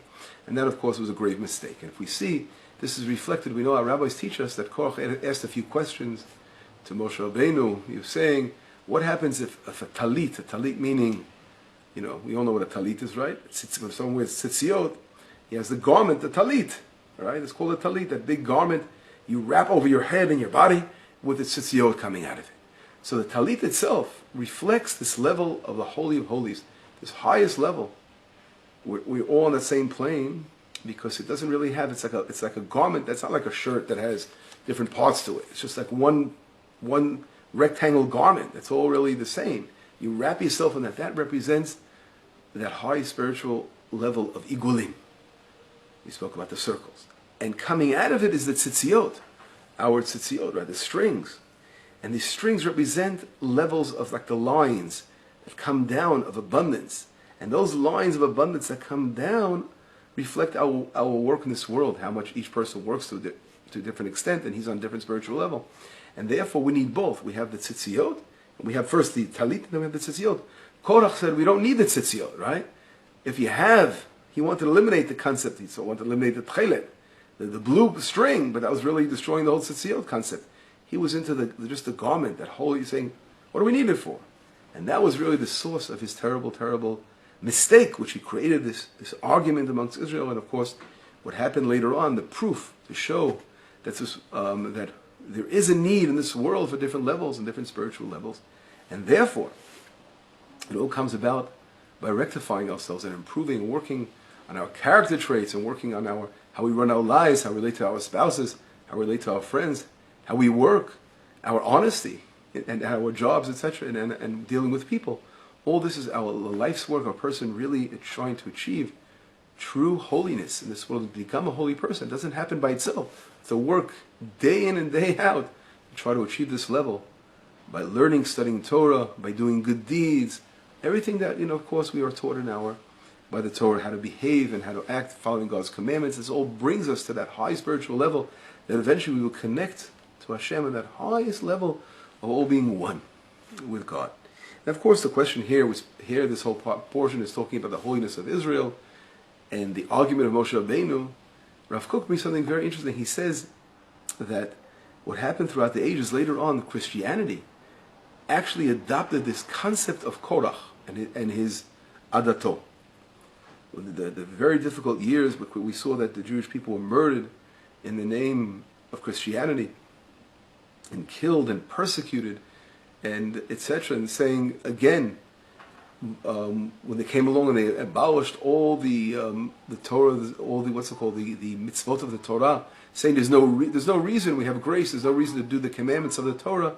This concept of saying there's no commandments anymore is that exact concept that there's no need, right? Everyone's holy, and they're trying to again, of course that's replacement theology, and trying to eliminate this concept of Israel as a people of Israel, as the apple of God's eye, as our people, and therefore, we see how this dangerous seed that Korach planted. Again, Rav Kook talks about how this was really where Christianity played on it, took this to a greater extent, and they created the religion. But getting back to our area and what we were talking about before, this question must be asked. We know that Korach and his adato were fighting against Moshe Rabbeinu and saying, "You guys are not holier than us. We're all on the same level." The same way, this concept today, it's a very good question, is the nations of the world. They can say to Israel, "Why are you holier than we are? We're on the same level." And the answer is, of course, we know Hashem loves all His creations equally, and He created the entire world.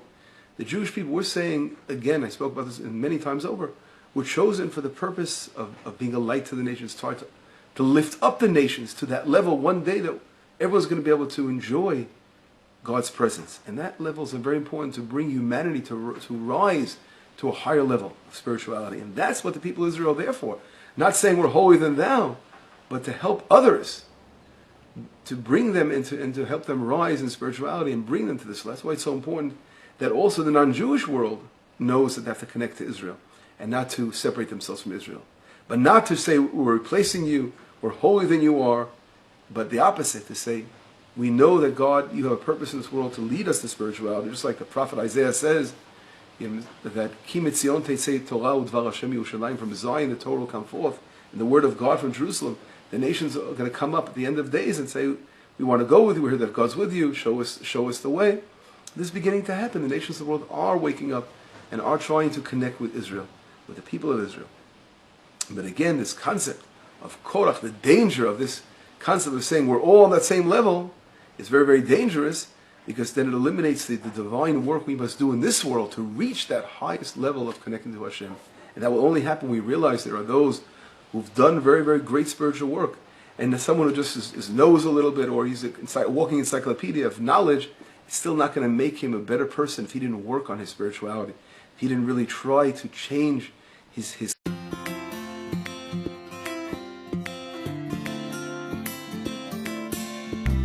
The question is, what if the mother and father are not in the... Bringing light and life to the nations. You're watching the Torah Learning Channel here at TorahLearningChannel.com.